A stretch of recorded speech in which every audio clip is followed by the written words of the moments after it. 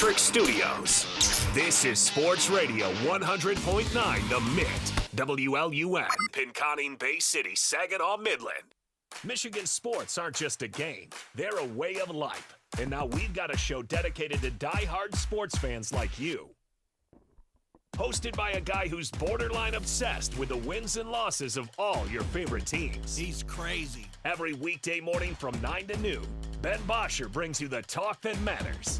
The teams, the stories, and the players you care about most. This is the Ben Bosscher Show, built by Bresky Siding and Building Repair. Remember that.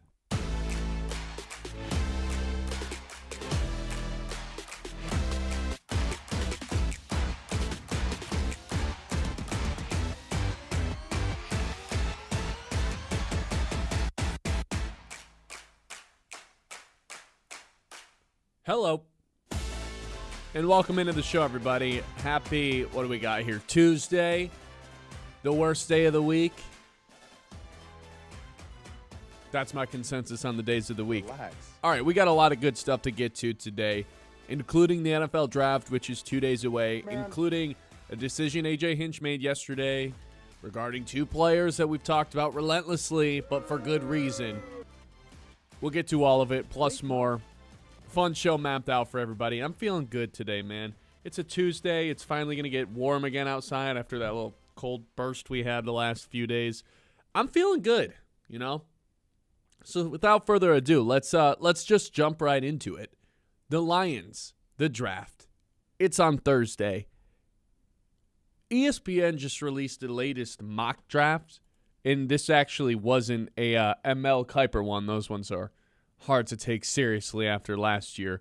But there is a latest mock draft on ESPN, and I'm not going to lie, Kyle, when I saw this mock draft, I did kind of think this might be best case scenario for the Detroit Lions. Want to know why that is? because by the time pick 17 rolls around, only 2 different offensive tackles have been taken off the board. And just like that, without having to trade up, the Lions might actually get their choice of a handful of different offensive tackles that could be sitting there at 17. Then in the second round of the draft, with pick 50, they take a player a lot of people around here are very familiar with, Derek Moore, who had 10 sacks last year for Michigan. I think if that's the way that the first and second round shape out for the Detroit Lions, fans are going to be real happy about this. And this isn't just a fan approval thing. This is a, hey, look how the rest of the draft played out in front of you. No tackles really are off the board right now. You've got your choice of most of the guys that we deemed as first-round picks. That works out. Plus, you get your tackle. In this draft, I have the Lions taking Monroe Freeling, but, that could be Proctor, that could be Lomu. Whoever the Lions decide is their top guy. I look at this ESPN mock draft that came out yesterday for Jordan Reed at ESPN, and I think that this is basically the dream scenario for the Lions. The tackles start to fall. You pick one at 17 without having to trade up, and then you take your edge rusher with pick 50 in the second round. Timeout, like, who actually gets selected at 17 and 50? We can throw that over there for a second. If this is actually how the draft plays out, tackle, edge rusher on Thursday, not just any tackle, but tackle of choice for the most part, I think that's a huge win for both the Lions fans. No one's attacking Brad Holmes as he didn't do this, he didn't draft. He drafts based on needs and best player available. Can check both of those boxes. I really liked when I pulled this up yesterday. I don't know what time it came out, but I saw it last night, and I was like, this is exactly what Lions fans are going to be rooting for on Thursday. Yeah, of course, when the draft actually happens and the players are actually selected, we're going to be able to dive in on the specifics of each prospect and each player that gets picked. But going into the draft, like you just said, if it is just, I can guarantee you it's tackle edge with the first 2 picks for the Lions. Sign me up. Yeah, count me happy and every other Lions fan happy, right? Is anybody going to have any complaints if that's what happens? Unless you're a draft expert and you really dive into it every year and you have your nitpicks between each prospect and you like this guy over that guy, sure. But if you're just told, hey, it's tackle edge, first 2 rounds, one, great, because that is what should happen. Like, it's probably what the Lions need to do. I understand that Brad Holmes has not been a guy that has followed mock drafts in the past, which he shouldn't be. I mean, the guys in charge that are actually picking the players are the guys that are well more informed than the mock draft people. But the mock draft people have a good point here, especially this one with them going tackle edge. And, of course, like you said, if it falls that they get to choose whatever tackle they want, then even better. I think on Friday morning, if the Lions don't draft a tackle, we're going to need some sort of counseling session on Friday during the show, because I don't know, man. If they get to Friday and they get through the first round without having taken an offensive tackle in the first round, I think I'm going to need counseling. You're going to have to be my therapist on Friday for 3 hours, because I'm going to be at a loss of words as to what Brad Holmes' actual strategic plan is. Look, drafting best player available, we've mentioned this. It's a good thing to do. It's a good strategy to have 90% of the time. When you are a really bad team, that's what you should be doing. When you're a great team, that's what you should be doing. And then there's these teams like the Lions who fit this very niche description of playoff team if things go right, but have giant weaknesses on each side of the ball, an Achilles heel, if you will. Those cannot be ignored. And it's on Brad Holmes to, yes, draft the best player available. Yes, understand how the big board is shaping out and where you can get value and if you need to trade up or trade down.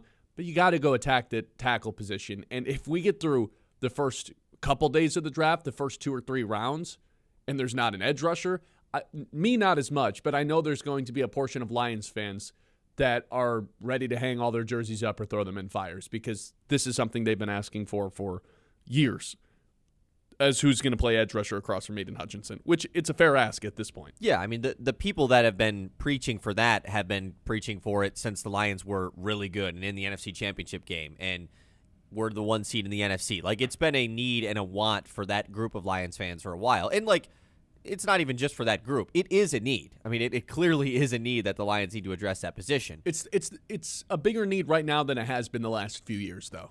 Like, without a doubt. Yeah, I mean, I would agree, just because the depth that really isn't there. The last couple of years, they've had a breakout candidate at that position that you felt like at the end of the year, we're like, oh, I didn't expect that to happen. Who is that going to be this year? You know, there isn't a lot of options. You're not interested in DJ Woonham? Levi Onwuzurike, you know, is he going to be healthy? I know everybody's talking that up. Or Hasneem? Right, yeah. Not interested in a little Hasneem action? Not necessarily, but who knows? It could work out that way, but I would feel much better about it if it was a position that was addressed early in the draft. I mean, that group of Lions fans that have been asking for the edge rusher, they might still want the edge rusher more than the tackle at this point. Like, that's how crazy that group of Lions fans are. Well, it's almost like you've been telling yourself that for 5 years. 4 years, 3 years, however long it's been. Yeah, it's like in your brain. It's imprinted in there. You're not changing your mind. We're going to have to check these people into, like, rehabilitation centers if the Lions don't draft an edge rusher in the first Just like you, rounds. If they don't take a tackle in the first round. Yeah, you know, I'm starting to talk myself into, this show could just be therapy on Friday. Talking ourselves through, you know, a debrief of what the hell happened on Thursday. But, with that being said, as I stated, I think this ESPN mock draft that came out yesterday is about as best case scenario as it can possibly be. Not even just with the selection that the Lions take, which is Monroe Freeling, which is the third tackle off the board. I think that second part, what I just said, is more important.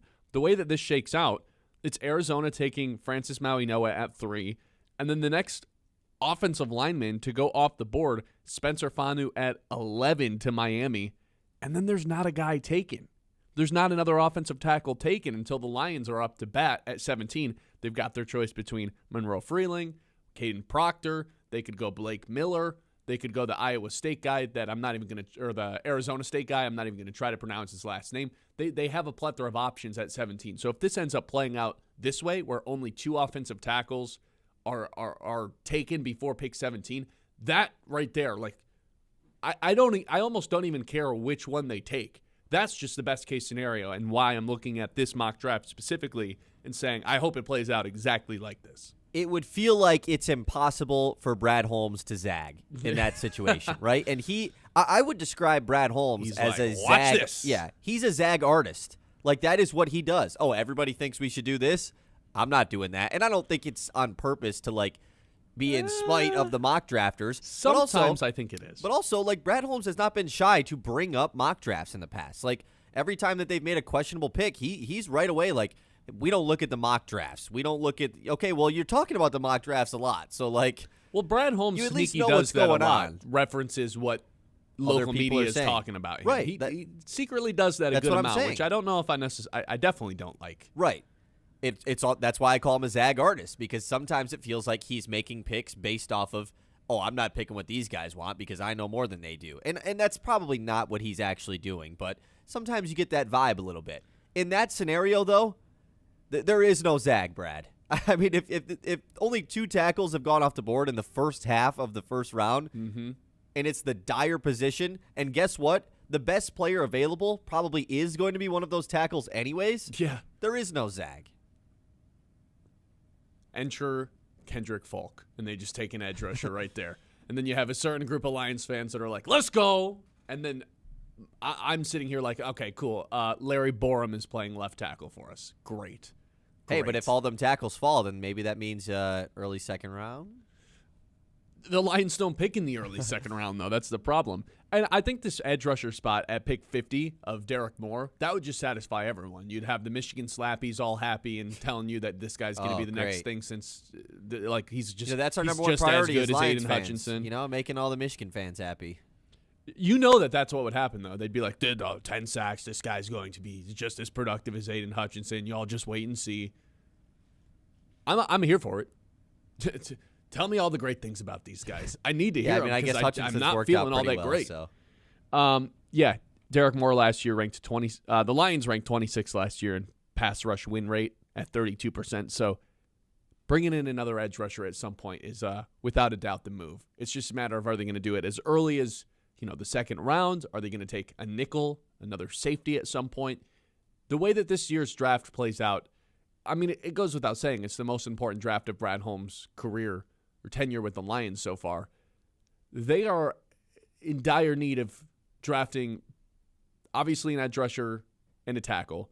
But I also think a safety and linebacker are not too far behind those two positions I named before. And it's a matter of, are they going to trade back into the third round?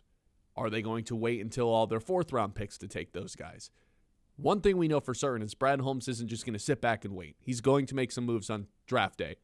But if this plays out the way that this ESPN draft mocked it, I don't think there's any trade that needs to happen. Just stay put at 17. At least early, you're saying, yeah. Right. Let the offensive tackles fall, and one might fall right into your lap. 989-837-6125. What is best case scenario for the Detroit Lions in this year's NFL draft? We are 2 days away from the draft going down. 9 o'clock hour, as always, is brought to you by Iron Stack Technology. They help businesses solve real tech problems securely, efficiently, and without the headache. When your IT is working the way it should, everything else gets easier. Iron Stack Technology, solution-driven, mission-focused. Find them online at ironstacktechnology.com. The Ben Bosscher Show, built by Bresky Siding and Building Repair.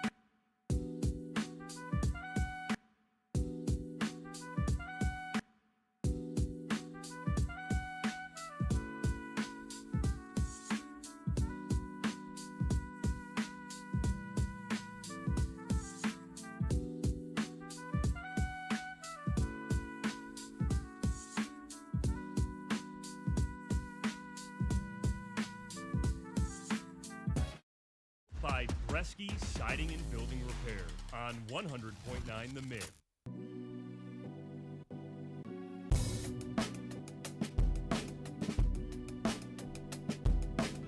the best case scenario for the Detroit Lions, I think it's as followed. Only 2 offensive tackles get taken before pick 17. They get their choice of whoever they want it to be as the offensive tackle. And then if they were to take an edge rusher at pick 50, I think that basically satisfies everyone. And it's, for the most part, a chalk Lions draft. And we haven't had a ton of those. However, this would be the year to have a chalk draft. I would say that Terrion Arnold pick was a little chalky, right? But other than that, there hasn't really been a chalk Lions draft since they just took Penei Sewell at 7, and that was the most obvious pick of all time. I would say drafting Aiden Hutchinson was a bit chalk, but then they traded up to pick number 12 and took J-Mo. So that basically shocked everyone. That doesn't count as a chalk year. I think there's only really been one, and that was the Terrion Arnold year, which was a pretty horrendous draft when you go back and look at it. For sure the worst of Holmes. Not even close, because it goes Terrion Arnold in round 1. And it's Rakestraw, too, which that's why I would say it was not chalk. Because, taking the corner first, but then doubling down with another one. And they both stink. It's probably a stretch for Terrion. Again, I think it's too early to call him a bust unless he never plays again. And it's Rakestraw. I'm a little bit more ready to, for lack of a better word, give up. A little bit more busty. Yeah. Whoa. Pause. Giovanni Manu, Sione Vaki, Makai Wingo. It got pretty ugly fast. See what happens when you don't have a third-round pick? You're so reliant on your first 2 picks hitting the ground running. And in this case, it was Terrion Arnold and Dennis Rakestraw. They didn't have a third-round pick. Their next picks were Vaki and Manu and Wingo, and then Christian Mahogany ended up playing out. But that's probably the most chalk year that we've had. This, I even more so hope that it's just chalk. Just, hey, here's a tackle, here's an edge. You get to the later day, like round 3, 4 picks. Here's a safety and a linebacker. Maybe a tight end at some point too. Let's call it a day. The craziest thing that I think could happen is they're like, hey fans, I know you liked Sam Laporta. Here's Kenyon Sadiq from Oregon in the first round. That I think Lions fans would have a complete heart attack, yet I actually can't rule it out. Because they've done this to us before with the Jahmyr Gibbs pick. This would feel a little bit more extreme than the Jahmyr Gibbs pick, right? I mean, I guess I don't not. know. Think about that the reaction. Of the Gibbs pick. Yeah. That Gibbs pick at the time blew our minds. I think the most outlandish, blow our minds pick that Brad Holmes could have this year in the draft is taking Kenyon Sadiq, the Oregon tight end. That's about as crazy as it could possibly be in the first round. I don't think that's going to happen. I don't think I would rule it out 100%, though. I would say 3% chance that they get that crazy. 50%. 3 feels high, even. 50% chance it's just a tackle, maybe higher. 70% it's a tackle. 3% it's the tight end. 20% it's an edge rusher. 7% it's a secondary player. Does that sound about right? Yeah, I think you covered all your bases there. You didn't rule in quarterback anywhere in there, though. No, you're right about that. I mean, that would be crazier than going tight end. Also, just unrealistic. I think sure, but tight end is the tight end realistic? It's the most realistic, crazy thing they could do. Because also, at the time that they drafted Jahmyr Gibbs, DeAndre, it was just Swift. Swift was not as valuable as Sam Laporta is. You know, Laporta's a great tight end. Swift was not viewed as one of the better running backs in the NFL. No, that's why they didn't get very much for him. Exactly. So, that's what I'm saying. If you drafted a tight end in round 1, it'd be what is going on here? It's not like the Lions haven't done it before. Obviously not under this regime, but they're no stranger to drafting a tight end in the first round. In the top 10 even. I don't think that happens. I just think it's the craziest thing that they could do. That's semi-realistic. But if this ends up just playing out, hey, only Francis Mauigoa and Caleb Lomu have gone off the board, and now pick 17's all of a sudden there, and you've got your choice of any offensive tackle still there, and they don't take an offensive tackle, that's when we start to get a little pressed about Brad Holmes zagging for literally no reason. You said it's an unzaggable move. Well, Brad Holmes is the most zaggable GM in the NFL. If this is how it plays out and there's not an offensive tackle that's standing up on the podium, holding a Lions jersey, putting on the hat, I think we're allowed to have some pretty dark conversations about Brad Holmes. Right after day one? Because that's what I was going to ask If it plays out you. like this, yeah. and he still doesn't take a tackle, yes, I think we can start questioning basically every decision that Brad Holmes makes from that point on. And the whole sucks. trust Brad Holmes, let him cook, that no longer exists. The trust would be broken if only 2 offensive tackles got taken by the time pick 17 rolled around and they didn't elect to take the third one off the board. For me personally, the let Brad Holmes cook, trust Brad Holmes, that's all broken. After like Friday, you'd be saying that. Yeah. Before the rest of the draft has even played out. Yes. Really? So then if he does take a tackle, we better hear the applause then and the flowers. I feel like I've made this pretty clear. It's very black and white for me, which is not a good way to go into the draft as, someone who covers the team. It's not, because I'm setting myself up to be disappointed. And it's but I'm also not funneling to one specific player. I'm literally just saying take a tackle. Take an offensive lineman. That's all I care about. Lions good, offensive line good. Lions bad, how did that happen? The offensive line got bad. It's very simple. It's third grade math. It's fitting cylinders through cylinder holes. It's the third grade puzzles. It's the kindergarten puzzles. The triangle goes into the triangle slot. It's not that hard to figure out. Yeah, I mean, it's tough to make that comparison 5 months before these guys even play football. And if you're going to rule that out on day 1 of the draft, then it's tough. But all I'm saying is if you are going to be that negative if Holmes doesn't go with a tackle, then it better be the opposite if he does take one, right? Mm-hmm. He'll get his flowers. I will be thrilled that he made – it's not even the smart move. It's just, hey, it's the right move, yeah. You did the obvious thing. Congratulations. You figured – except it's like it's not even applause-worthy, but we're so conditioned to feel like Brad Holmes is going to throw something crazy at us that it does. True. It's like, hey, he didn't do the crazy thing. Oh, the crazy guy didn't do something crazy? It's a good point, though, right? Let's give him a round of if applause. He's a crazy guy, and he lays off and doing something crazy, that's good work for him. It's improvement. Couple YouTube chats here. Chris says, Drew Petzing runs a tight end heavy offense, so I wouldn't be that surprised. Obviously talking about when we suggested if they drafted Kenyon Sadiq round 1.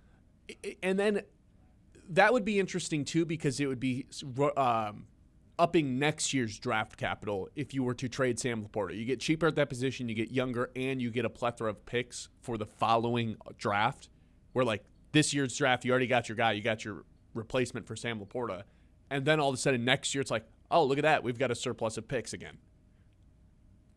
Are you talking yourself into this? I slowly have over the past couple of weeks. But drafting the tight end in the first round, No. But just I'm out on that Laporta idea. trade in general. The idea of trading Laporta, I'm a lot more open to. Okay. Unfortunately, it's a stinger. No Lions fans are going to want to hear that. It's a good financial trade for the Lions, who are backed into a corner right now. And that's all it is. And need a little bit of cap relief. It is just a financial trade at the end of the day. Like, Laporta's an awesome player, and to win Super Bowls, you want to have awesome players. So, like, it's just a financial move. You're asking people what the best case scenario is. Well, Ryan threw out the worst case scenario. Let's hear it. He says Sadiq at 17 and the running back Price from Notre Dame at 50 because they feel like they have to replace Montgomery. Oh, God. 2 offensive skill guys in the first 2 rounds. I might have to hang it up. I might quit this show if that's what they do. No more Lions fan. I can't imagine the visceral reaction that this fan base would have if they were to do that. How realistic do you think the tight end thing is? I think it's like, I think it's not off the table. It's the most realistic, crazy thing they could do. It's the most off the table thing that might happen, though. Yes. Or, you know what I'm trying to say. It's the most realistic, outlandish, crazy thing they could do. Yes. Because they would not take a running back in round 1. Love's the only guy. He's going to be gone.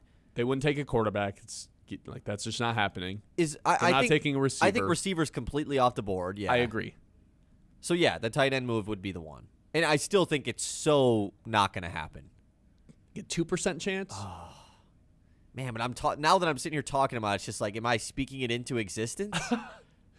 Brad Holmes is like, what did he say? I'm not going to do. He said we're not going to do this. Psh, let me cook. 989-837-6125. Show, as always, is brought to you by Bresky Siding and Building Repair, the experts who do the job right the first time. Whether you have a leaky roof, storm damage, siding looking a little tired, Bresky has you covered. Locally owned, trusted, and dedicated to keeping Midland area homes safe and looking sharp. Quality materials, skilled craftsmanship, and service that puts your family first. Don't wait for the next storm. Call Bresky Siding and Building Repair today and keep your home strong for years to come. The Ben Bosscher Show, built by Bresky Siding and Building Repair on 100.9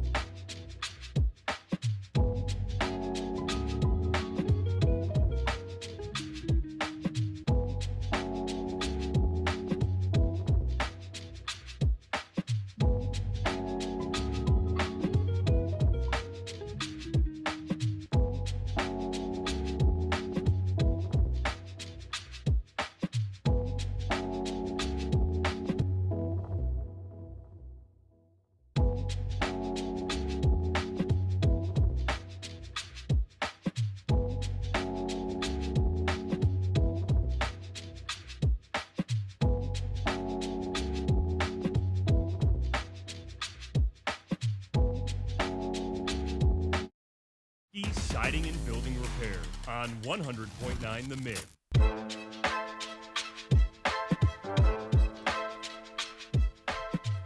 Welcome back into the show. This is Ben Bosscher, Kyle Sandals behind the glass. Kyle Sandals about to take it away with the news.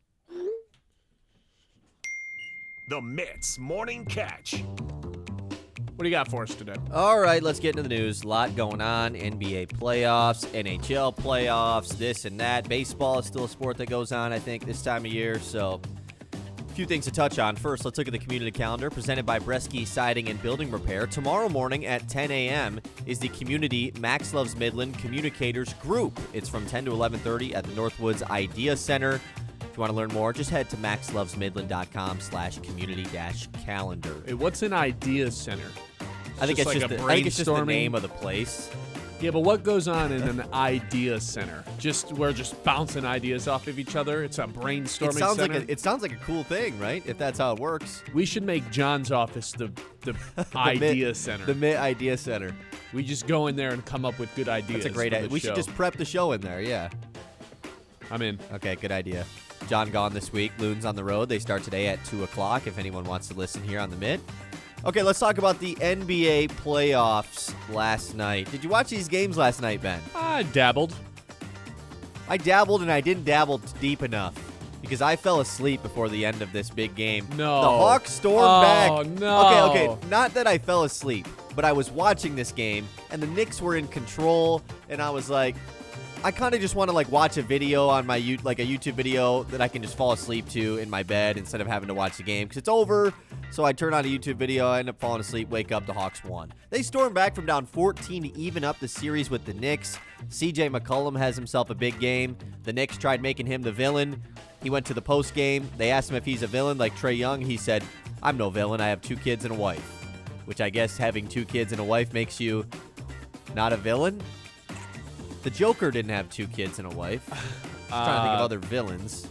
So sure, I guess he's not a real villain, but anyways. The villain was Jalen Johnson for the crime he committed by dunking all over the Knicks down the stretch of that game. That dunk he had, under about a minute to go? Ferocious. John, by the way, said his office can't be the idea center because it's the storage closet. That's true. Anyways, Hawks even up this series 1 apiece, man. It really felt like the Knicks had this thing washed away. They're up by 14. They blow it down the stretch. Everybody's mad at Mike Brown for not calling that timeout after the McCollum missed free throw. You see all this stuff going on with the timeout added to the score bug as well? No, I have not seen this. Well, it said they had no timeouts, and then there was a timeout added to the score bug because there was some sort of glitch on their blah, blah, blah. The broadcasters thought there was no timeout until they had to add one back on, and then they were like, oh, crap, they do have a timeout. There's a lot of controversy about that. Is there a about conspiracy that they didn't actually have any timeouts? Isn't it easy to go back and just check how many timeouts the team has called? Not that, but I think everybody watching the game was just uninformed on how many timeouts the Knicks had left until You're saying it was too NBC late. let us down. All the that could streaming be- platforms let us down. That could so be far. what I'm saying. Yeah, well, NBC not a streaming platform, but sure. Well, Peacock. I was watching it on Peacock. You were watching on a Peacock, really? Yeah. Loaded up I Peacock guess to it's watch a- the yeah. other game, and then they just streamed Right. the NBC games too. Yeah, that's fair. The game that was on Peacock, Cavs-Raptors. Cavs the only team to go up 2-0 so far. They kind of dominated them. Raptors, we talked about that, and they might be the worst team in the playoffs. I think they are, yeah. Yet they're the 5 seed. Kind of hilarious how that works out. But the late game, T-Wolves versus Nuggets. The Timberwolves win a late-nighter to even that series up. Nuggets had the lead as well. It was tight down the stretch. The Timberwolves pull it out. And this game and the coverage on NBC ended here on the Eastern Time Zone at 1:27 in the morning. It's such a shame because this was the best game on yesterday. The same thing applies today, the Lakers and Rockets. It's the series I'm the most interested in other than the Pistons, and it doesn't start until 10:30, so expect just as late of an end time past 1 a.m. I don't know what you and I are supposed to do, man. We just want to watch our guy LeBron James. Can't do it. This is one that I'm going to attempt to stay up for. The whole thing? Not the whole thing, but can I get the first half in? Even that's a commitment, man, because it's not going to start at 10:30. No, it's 10:45, 10:50. And then it's like a half takes an hour. There's no way I watched the first half, now that I'm sitting here thinking about it. Yeah, man. You might see the tip.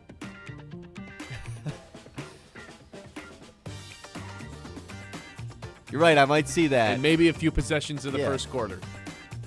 All right, let's talk about the games that are going on tonight. But yeah, as mentioned, those 3 series, 1-1 T-Wolves Nuggets, 1-1 Hawks versus Knicks, 2-0 Cavs Raptors. Look, we said yesterday at least one of those underdogs had to win. Not everybody's going to go up 2-0. Two of them won, so that's interesting.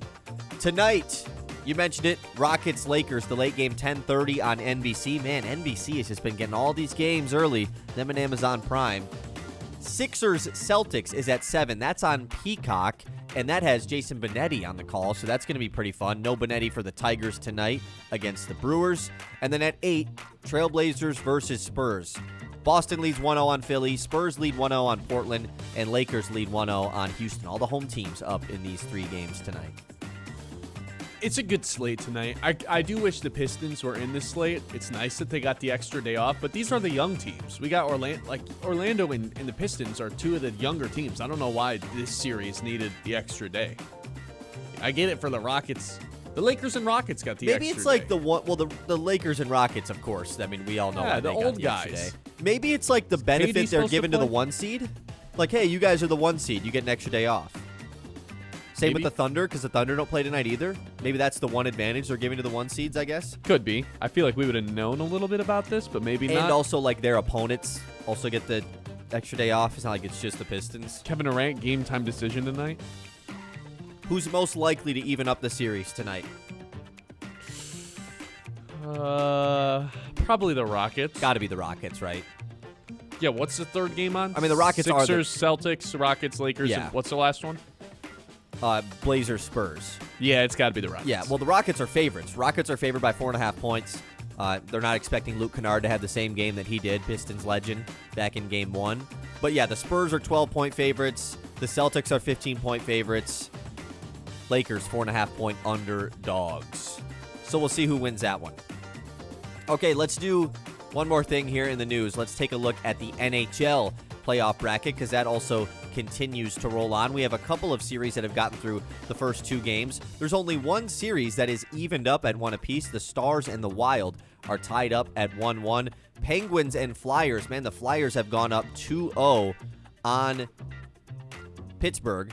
Hurricanes are up 2-0 on the Senators, and then every other series so far is at 1-0. The big game that is on tonight is probably Sabres-Bruins, because the Sabres are like the story of the playoffs right now. Which is pretty fun, and that Game 1 was pretty exciting. That game's on ESPN at 7:30 tonight, but a ton of games on tonight on the NHL side of things. Okay, let's do one more thing actually here in the news. Okay. This is a thing that concerns the Tigers, and it concerns minor league baseball, so a little bit of a twofer here in Dow Diamond. Bryce Rayner called up, the Tigers' number 3 prospect technically, but he's pretty much their number 2 prospect because Kevin McGonigal still counts as a prospect ranking for Detroit. Call it what it is. He's their 2nd prospect. Okay, sorry, my bad. He's the number 2 prospect, and he has been called up to West Michigan. So he will be playing here at Dow Diamond at some point, which is pretty exciting. I'm excited for that. He is kind of I didn't realize he was already the number 2 guy. Like, he had passed a few guys. I think he has. He's always been ahead of Briseño, though. But you're not real to me until you make it to the high A. You know what I mean? Like, I'm never going to, like, be in... You know what? Like, does that make sense, though? Until you get to high A, I don't know. You're just not really... real? You're down in Lakeland. You're so far away. Right. Come on up to the Midwest, and then we can talk. Then I'll be interested. Now he's going to get to experience playing in cold weather. Shortstop prospect, a former first-round pick of the Tigers 2 drafts ago. Suffered season-ending shoulder surgery last year that kept him out. Probably would have started this year at high A level, but now quickly he's already here. I saw he's got the highest or the hardest hit ball in the Florida State League so far this year. 116 mile per hour. He hit a ball earlier this year, so that's exciting, I guess. That's pretty hard. It is. And that's it for the news. All right, 989-837-6125. Appreciate everyone tuning in here on a Tuesday.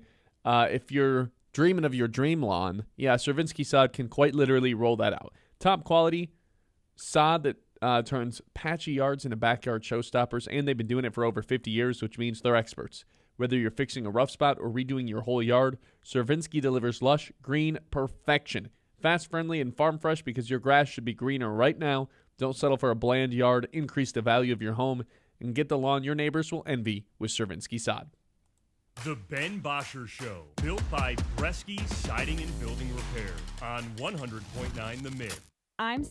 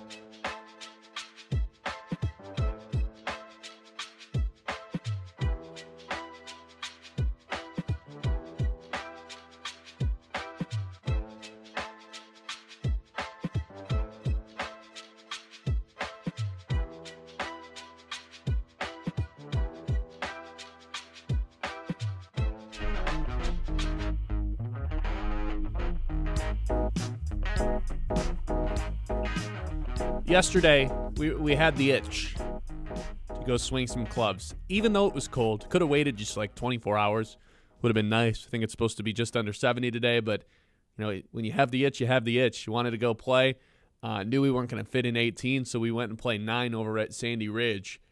Shot the best I've ever had. The best I've ever shot through 9. Well, thank you. I wasn't looking for an applause. However, dude, you deserve. Well, don't skip over this too quickly, man. Ben had the round of his life yesterday. But does it count? That's my question. Does this count? Am I allowed to celebrate it if we didn't actually finish 18? We only played the front 9. You don't have to play 18. It'd be different if you shot 5 holes and you were like, I just played the best of my life, but we stopped in the middle of 9. You can just play 9. It's a thing that you can do. I feel like it's your best 9-hole score ever. I feel like dirty for counting it as my what do you as mean my true best it? 9 ever because I didn't play a full round. You played 9. Like you don't. It doesn't have to be 18 every time. That's not like the rule. A lot of people play 9. So I am allowed to consider this my best, yes. But I can't just double it and say No. No, you can't do that. That's for sure. And can I use this as my new handicap? Yeah, see that is where you're getting it. No, I don't think you can do that. Well, also this is like, I mean, it's not my average. Best I ever shot. Certainly it was an oddity. I think I finished 48. Only had 1 real blow up hole. Right, which the front 9, the first time in the year we played, I shot it was something 62. over 60. Yeah. Yes. Like that is like an unbelievable turnaround. The road to 99 just got real interesting. It really did. But this did. didn't count. That's the thing. No, it doesn't count towards that. But like, yes, you can certainly say like this is the best you've shot all year so far, and if it might be the best you shoot through 9 all year or something. You can say. I didn't lose a single ball yesterday. Can you believe that? I think it's the first time I've ever gotten through 9 without losing a single ball. Nothing in the water. Really? You nothing didn't lose out a of bounds. single one? Wow. I played the same ball the entire 9. That's crazy. I certainly lost a handful. I was struggling. Not your best round. I was struggling off the tee box, man. I went OB plenty of times yesterday. You can chalk it up to the cold. I mean, yeah, but you also shot really well. So, like, I really can't chalk it up to the cold if you played well. I just could not get my tee shot right. I mean, I was just really bad off the tee. I think my new strategy might be just no warm-ups because that's what it was yesterday. I was the last one to show up. You guys had been chipping or putting on the warm-up green for a while. We didn't hit range. I know. We were just putting. I didn't do anything. I just walked in I parked my car and within 120 seconds I was swinging my driver, and it was that first drive wasn't great, but it was the best I ever played by landslide. No warm-up needed. I think this is my thing in basketball, too. The longer we're warming up, the more I'm just going to psych myself out. Let's just play. I'll get warmed up as the game goes. In basketball, you feel that way? Yeah, the real hoopers don't. It's not that you don't need to warm up, but I need to like stretch. Stretching, sure. Yeah, I certainly can't just hop out of the car and just bam, let's play a real game. I think the muscle memory kicks in. There's less thinking involved when I do stuff like that. Let's just play. I don't need to do my form shooting. Let's just play. The real shooters just have the form in the back of the mind. They don't have to think about it. Right, yeah. Just let it rip. If you're a real hooper, yeah. The more thinking there is, the less it's going to work out in your favor. I think the more swinging and warm-ups there is in golf, the less it's going to work out in your favor. Just let that thing rip. Loose. I mean, I certainly don't agree with the take that it's like worse for you to warm up. I just completely disagree with that. It does not hurt. Maybe if you do for a long time, sure, I could see that. Like, you ever get the point when you're playing basketball where you're shooting around so much early and you're making everything in warm-ups, you're like, I have to stop. Yes, because, that's what I'm talking about. I get that. I understand that, yeah. Yeah. You know what was the biggest difference yesterday? Having a gap wedge. That made a difference. I don't think that was the number one difference. I think it was the number one difference because when we played last week you also weren't going OB, Ridge, and your approach shot was pretty well. You weren't using your gap wedge for your approach shot. most of the time I was. I'm talking about your second shot. Oh, correct. Yes. Yeah, but to have an actual it was the first time I had a gap wedge when bought one on Facebook Marketplace. That eliminated like 8 strokes because I just was hitting my pitching wedge over the green time and time again. Every time you were chipping, yeah. That was the biggest difference maker. Now I need some golf shoes, and just like that, we're going to be a scratch golfer. Figured it out overnight. Yeah. I stopped swinging so hard. So here's the real prop bet of all of this. Mm-hmm. Will this be your best round of 9 holes all summer long? Because this is how it goes. I would hope no. It was What are the odds? It was in the 40s yesterday, and it was the second time we golfed the entire year. I have all summer to try to break 48 on a 9. I think it's minus 120 that I have a better round than that through 9. And now it's all of a sudden looking like it seems like a good line. I would say the road to 99 after the first time, and my score was 120. It was like plus 250 that this was going to be achieved. Now I'd say it's probably higher than that. Yeah, I'd say it's like even odds. That was a huge confidence I think so boost too. for the guy. I mean, if we would have played, the weather made it difficult. Obviously, like it would have been much more difficult on the back. I feel like just because of how cold it was, and it started to get really cold. Yeah, started to zing your fingers every swing. Like even if the sun had stayed out, like it was just way too cold. But now you have to get the pressure element added in. I know. Because last time when we played, there was really no chance of you getting close to breaking to getting 99. No. Early on, so there was no pressure. You were just playing. And yesterday there was no pressure. You were just playing because you weren't playing to break 99 because we knew we were only playing 9. Mm-hmm. So once the pressure element gets added in, You're telling me I'm not built for it. I'm just saying it's going to be new. We haven't seen it yet. Some people are built for the pressure, like C.J. McCollum. Yeah, that's people who I are was like thinking of. Jalen Brunson and the cat in the Knicks. Or some people are like Rory McIlroy. Although he has kind of buried He's that really narrative. not. Yeah, I mean, like most of his career, he is totally not made for the pressure. That's what I'm saying. Yeah. I'm suggesting he's not. Although Right. he's kind of buried that narrative. He here has at now. the Yeah, end. I would think so. In my head, I would like to think I would have gotten it. I could have afforded one blow-up hole, and I still would have gotten pretty close. But you're right. That pressure down the stretch of like, hey, man, all you need is a par here, hole 18, and you got this. That can get a little scary. It was a little scary on hole 9 when we were up on the par 3. The water just staring right at you, batting its eyes, wearing lingerie, wants you to hit it right into it, feed it a golf ball. I said, no way. No chance. I couldn't believe it. Played the same ball the whole time. That's quite impressive. Really good round from Ben. And yes, you can count playing 9. Like that is not a odd thing to do. Okay. Well, thank you, Kyle. I appreciate that.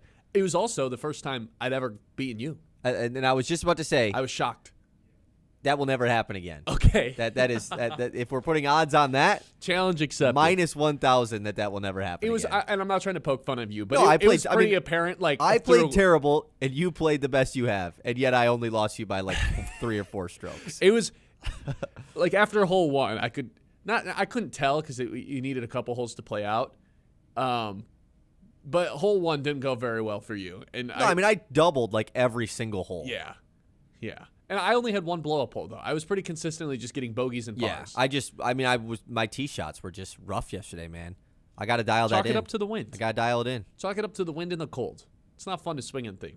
My trick yesterday, I just go slow on the way up. Don't need to put it up behind your head or anything. Teach me more. You golf. Just slow up. Let it rip. Teach me more, all golf arms expert. and shoulders. No moving the arms, I guess. It's all shoulders. All right, 989-837-6125. Torkelson, he pinch hit for Colt Keith yesterday. Yeah, he's got a golf swing out there, man. Switch sports. Yeah. We got some crazy Spencer Torkelson numbers to go over when we come back. I can't believe he pinch hit for Colt Keith yesterday. Game was basically over, but I still can't believe that's how the series ended up playing out. They're back on action tonight at home against Milwaukee. I want to go over one thing that happened yesterday in the Tigers game with Torkelson. That's when we come back. It's the Ben Bosscher Show live here on the Mitt. The Ben Bosscher Show, built by Bresky Siding.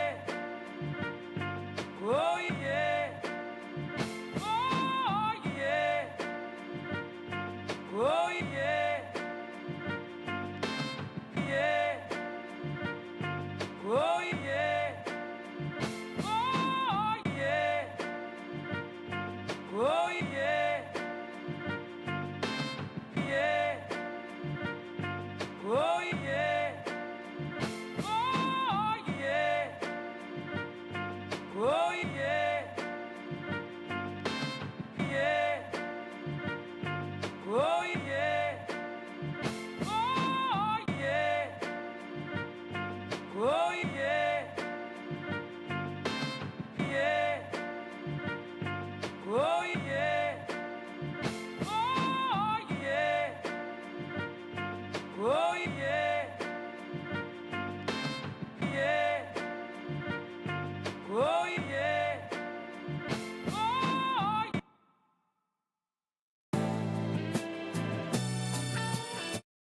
Studios. This is Sports Radio 100.9 The Mitt. WLUN, Pinconning Bay City, Saginaw, Midland.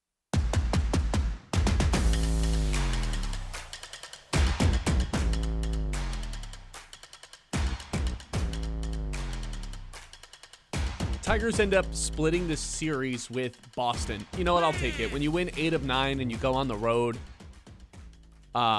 going into yesterday, they had won 8 of their 9 games. Then you go on the road for a four-game weekend series where there's like some weird rain delays. There's been weird weather. They haven't had a rest day. I'm fine with splitting that series against a good Boston team where you faced a lot of really good pitchers. That's a win in my books, even though they didn't win the series. You split a 4-game series on the road. What are you going to do? It's tough to take 3 of 4 from a game. Do you feel that way about 4-game series? This isn't what the topic is, but just real quick, like it's so hard to win those. You know what I mean? And yet the Twins swept the Tigers. Okay, yeah. No, I mean you're right though. Yes, like it's difficult to take 3 of 4, and especially because when we previewed that series and you see how that series played out, like the Red Sox have 4 really great starting pitchers. I don't think and I they like faced 4-game all series. 4 of them. Really, you don't? I like them. It's so weird because it's like if you split, it's like, yeah. Like I feel like a split for the road team's almost a win in itself. Sure. I could get behind that. But taking 3 of 4 is so difficult against anybody. And like the Tigers were never winning yesterday. We knew it. It's Patriots Day in Boston. They got the Boston Marathon going on. It's like a Boston day. They're not winning that game. You know, The like 11 o'clock just, start. It was just So obvious, weird. right? It was just obvious they weren't. Like the real game to win was Sunday, and they pulled that one out. So it was like, okay, that's fine. Yeah, I think that's my stance on the 4-game series. If you're on the road, splitting it is a win. If you're at home, You got it. What? Then you got to take 3 or 4. no, that's the thing. It's so difficult to take 3 of 4 against any team, like let alone a good one. And this was the 4-game series. It ends on a Monday. Like it was just the weirdest series ever. So yeah, I think taking 2 of 4 with Boston, you'll absolutely take it. And just no rest day either. Like you just jump right into a home series with travel tonight for the Tigers, and then they don't have a rest day on Thursday either. It's Tuesday, Wednesday, Thursday against Milwaukee, and then they hit the road again for a series against, who is it this weekend? The Reds. On the road, right? Yes, the Great American Ballpark. Spencer Torkelson can't hit a home run there. He's never going to hit a home run. Oh, my He God. couldn't hit one in Boston. I mean, like, he's just never going to hit one in general. I'm getting so sick of this guy. The at-bats, and he wasn't in the starting lineup yesterday. Didn't stop A.J. Hinch from putting him in the game late. When the game was mostly over, they went into the 9th inning, it was 8-2, I want to say. Ends up being 8-6. No, it was 8-3 going into that final inning. So Tigers put up a fight and score 3 runs in the 9th inning. It made it a little bit interesting. I never really thought they were going to fully rally. But it was Spencer Torkelson who pinch hit for Colt Keith. Let's check the stats here. You don't ever want to have Colt Keith bat against lefties, right? That would just be an insane thing to do if you're A.J. Hinch. So obviously you have to pinch hit Spencer Torkelson, who checks notes is hitting 143 versus lefties with a 582 OPS. Not starting Colt Keith against lefties is one thing that I can't stand. Pinch hitting him with 1 at-bat left when the game's mostly over anyway for a guy who has been dog crap all season long. Just for a lefty-righty what are you doing, man? You are tearing Colt Keith down. Hey, this game's over. It's the 9th inning. We are probably not going to win. Colt Keith, here's a good opportunity against the left-handed bat. Nope. Take a seat. Spencer Torkelson, who's the coldest bat on the team, who's the biggest black hole in the lineup on a daily basis, we want him, who's hitting 143 against lefties this year, to have this at-bat. That is malpractice on behalf of Colt Keith. You know what? Colt Keith's not going to stand up for himself. This really does feel like A.J. Hinch's team. It's not quite Kevin McGonigal's team yet because he's 21 years old. It will be, don't worry. But I think it is. I still think this is A.J. Hinch's team in terms of the identity, who's their lead. I think it's A.J. Hinch. And as far as I'm concerned, no one's going to stand up to A.J. Hinch. Colt Keith's not going to ask. This team's almost too bought in to their own fault. He was part of that team 2 years ago that A.J. Hinch literally backpacked to the playoffs down the stretch because of the pitching by chaos and all the pinch hitting and all the platoon hitting. And now I don't think anyone's willing to ask for more. Colt Keith, I'm telling you right now, you need to ask for more. That is ridiculous that you got pinch hit in the ninth inning of yesterday's game when it was a perfect opportunity to have an at-bat versus a left-handed pitcher. And instead they bring in Spencer Torkelson, of all people, off the bench, who was supposed to have an off day, for a meaningless opportunity in which he got out. I can't believe it. Not starting him is one thing that you and I vehemently disagree with. Continuing to not start him, too. Like, it's not like it's just a yesterday thing. Torkelson struck out, by the way. Yeah. But this specifically, where it's like, let's just give him an at-bat, throw him a bone, and he won't even do that. I'm horrified as to what they're doing to Colt Keith and his development. Because yesterday made it very apparent this just isn't happening this year. Just point-blank period. He's never going to get at-bats versus lefties. We're what? 23 games in, he has one at-bat versus them. That's not okay. Yeah, I mean, yesterday, Sonny Gray gets pulled out of that game, and a lefty gets put in. Sonny Gray gets pulled early because of injury, and Colt Keith is at the plate, and a lefty comes into the game, and it's, like the third inning? And I'm like, are they about to pull Colt Keith right now? Like, I was worried about it, I take it back. He has 3 at-bats he's got versus 3. lefties. Yeah, that's what I was going to say. 3 at-bats versus lefties this year. 0 for 3, sure, whatever. And, like, does have a run. The thing about Colt Keith is he hasn't been great against lefties in his career either. He's a sub-600 OPS guy. He is hitting 250, though. He just doesn't get extra base hits. Like, I mean, 250 against lefties. That's not nothing. It's not nothing. It's not that bad. He just doesn't have the power. He doesn't have the extra base hits versus them. Better than 143. That's what I was going to say. And that's in his career. So the 3 at-bats he's gotten this year, the first couple years of Colt Keith, he has been, what word would you use to describe Colt Keith? Fine. He's been good. I think those are he's been cool. I think fine is the right word. He's been fine, but we knew at some point like a breakout was coming for him. It has this season. It's here. And yet we don't know if he's going to break out against lefties as well because he doesn't get the opportunity. Like, that's the part. Sure, I guess the case that they're making is, well, look at Colt Keith's history against lefties. Look at Spencer Torkelson's history against lefties. Let's go further back and look at the history versus lefties of Colt Keith in the minors. Like, it's not like it wasn't there. Sure, but like my whole thing is how long can you play the history card when right in front of your face you're watching Spencer Torkelson be terrible this season? And you're watching Colt Keith be an awesome bat for this team. I've got a fun Torque stat for you. It's right there in front of you. You want to hear a disgusting Torkelson stat? Yep. First base, the position where you're supposed to have the most power, right? Power bat. Sure. Of 185 batters, Spencer Torkelson ranks 177th in slugging at 224 this year. 177th out of 185 qualified bats, Spencer Torkelson ranks in slugging. That's pathetic. First baseman? No, that's all qualified hitters. Oh. There's not 185 qualified first basemen. That's what I was going to say. No. I'm just stating that first base is where you need most of your, like, that has to be a power bat for the most part. You're not really asking your first baseman to be an excellent defensive player, so you kind of need them to bring some power. It's the most offensive reliant position on defense, and Torkelson ranks 177th of 185 qualified bats. That's outrageous. It's pathetic, is what it is. Yeah. I mean, once again, like if Hinch and the Tigers are going to continue to play the history card rather than literally the stats that are right in front of him so far this season, look at the history of Spencer Torkelson. He has just been this on-off year guy. It's his first year in the pros. Yeah, he was fine, hit some home runs. Year 2, oh my God, he was so bad. Like, it was the worst. He didn't make the team in year 3. He does end up making the team due to some injuries. Boom. He's pretty good last year. Like, he was solid last year, hit 30 home runs. And now this year he's right back on track to that on-off type of career trajectory that he has had. What's it going to take for this guy to just not be in the lineup? Like how short is Spencer Torkelson's leash? Because if this keeps up, I'm simply not waiting around for this. I can't watch this anymore. We're trying to win a World Series. The offense hasn't been fantastic this year. They've been winning games in spite of Spencer Torkelson. At some point, this cannot continue. I don't think we're quite there yet, But, man, it has been worse than you could. If I would have said what's the worst case scenario of Spencer Torkelson, this right here, what we're watching, is probably even worse than what we would have thought it was at the beginning of the year. He has 0 home runs, Kyle. The torque bomb, the slugger, the power bat in the lineup. He has 0 home runs and just doesn't get hits. He walks a lot. Congratulations. He's getting walks. Good job. I would rather take the version of torque we got last year. That's for sure. Negative .4 WAR, by the way. Like, just negatively impacting the team. Yeah, and I think, to the question of, like, how short is his leash, you have to think about, well, what is the better option? Like, is it worth removing him from the lineup if we can do blank? It means Colt Keith probably is now playing first base every day, right? Sick. Sounds great.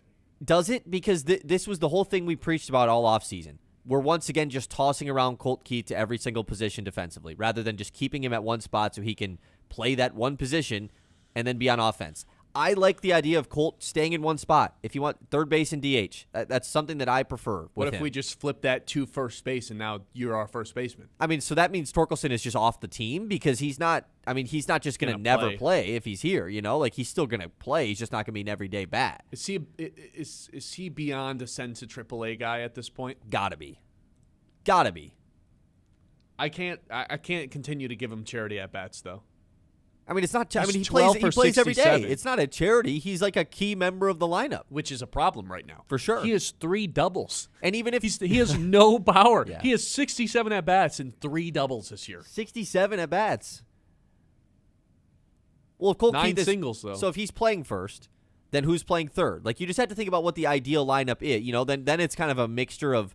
Are we going to start playing Vierling at third again? McKinstry, I guess, is just tossed over there. Is Javi playing short with McGonigal at third? Now you're moving around McGonigal's position more. The answer is Jose Briseño ends up healthy, which he has not played at all this year. It would be lovely. Which is problematic. Yes, that would be an easy answer. I would be preaching for him to be up rather than Max Clark if he was healthy. But we don't even know if he would have started in AAA. Once again, we got to get on the phone with some of these minor league Tigers guys. Well, we don't even know where Jose Briseño is. That's He's what I'm probably saying. not on any roster. We got to figure it out. It's on us. We'll take initiative. Where is Jose Briseño? Yeah. Where is he rehabbing? And by it's on us, I mean John, figure it out for us and then let us know. You're the minor league baseball guy. You know what? We got to talk to our guy Hasty.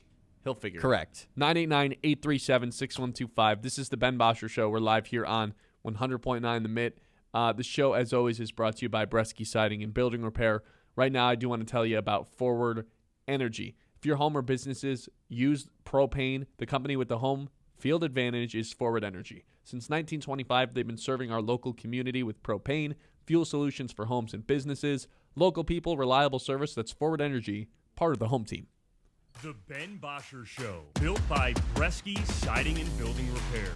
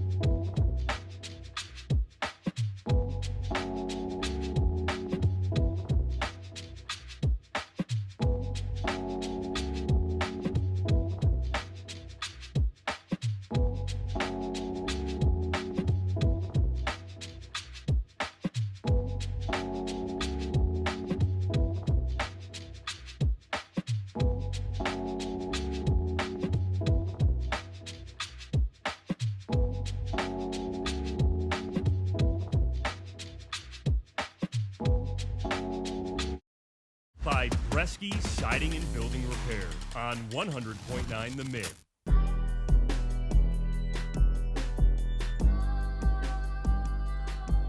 Let's go to the mid messages here. Jay saying, Torkelson, he needs to be cut loose. How can you still not be any better after all this time? He's shown us who he truly is as a hitter. He's not clutch, nor is he consistent. The ironic part about Torkelson is last season, I think he was the most consistent bat on the team. If you just go month to month on his splits, he was pretty consistent across the board the entirety of the season, where Riley had these ups and downs and Carey was in and out of the lineup because he's always hurt. That hamstring stuff. Torkelson was steady, available, and pretty consistent for the most part in last year. This year, just a completely different story. He's consistently bad. That's what he is. Yeah, he's consistent, that's for sure. He didn't really have the dips and valleys last year. It was like he was just kind of the same guy the whole season long, which was the exact opposite of all of the Tigers, right? I mean, the Tigers' individual players went through dips and valleys, and the team as a whole did as well. And he kind of stayed rock solid. And that could be a reason why they're not quick to give up on him. Mm-hmm. But my whole thought process is, what about last spring? They were ready to give up on him.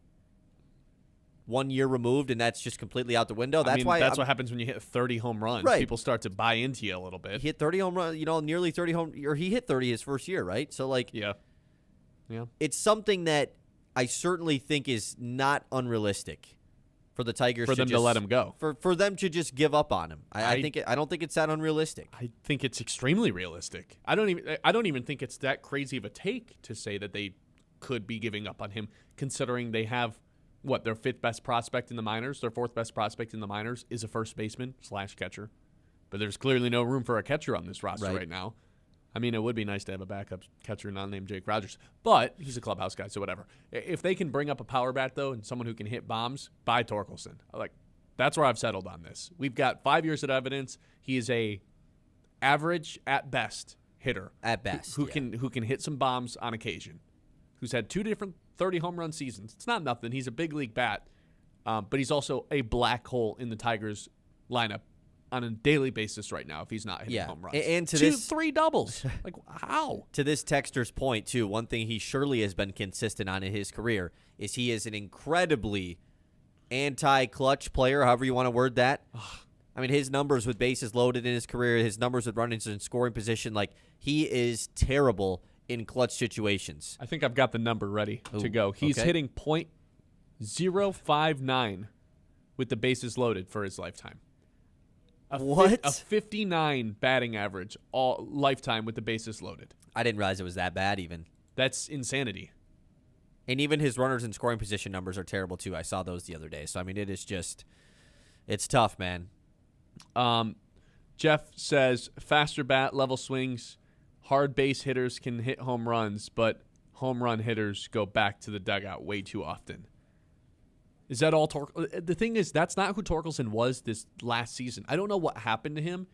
The shift from this year or from last year to this year, but he's not the same guy. Last year, he was a consistent hitter. I don't think he was chasing power because there was a good stretch where he just led Major League Baseball, or at least the American League, in doubles. He was just hitting the gap, consistent at bats.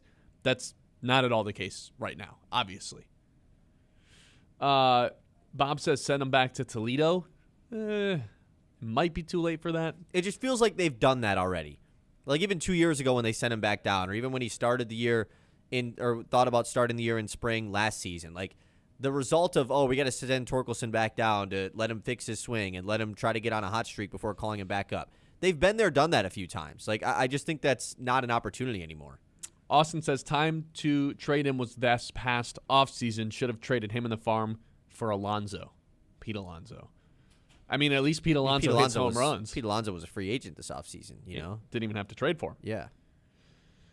I hate to do this conversation in late April, but, Tigers are going to be contenders at the trade deadline. What's going to be a position that they're going to have to need? Is first baseman going to be right at the top of that list? It might potentially be. It's not crazy. It's really not. Jay says, I called this last year. I was screaming to get rid of him while his stock was high as it was ever going to get. This dude is a backup at best. Nowhere should he ever be the everyday starter. He can be the everyday starter on a bad team. He's a big leaguer. I don't think he has any use at AAA.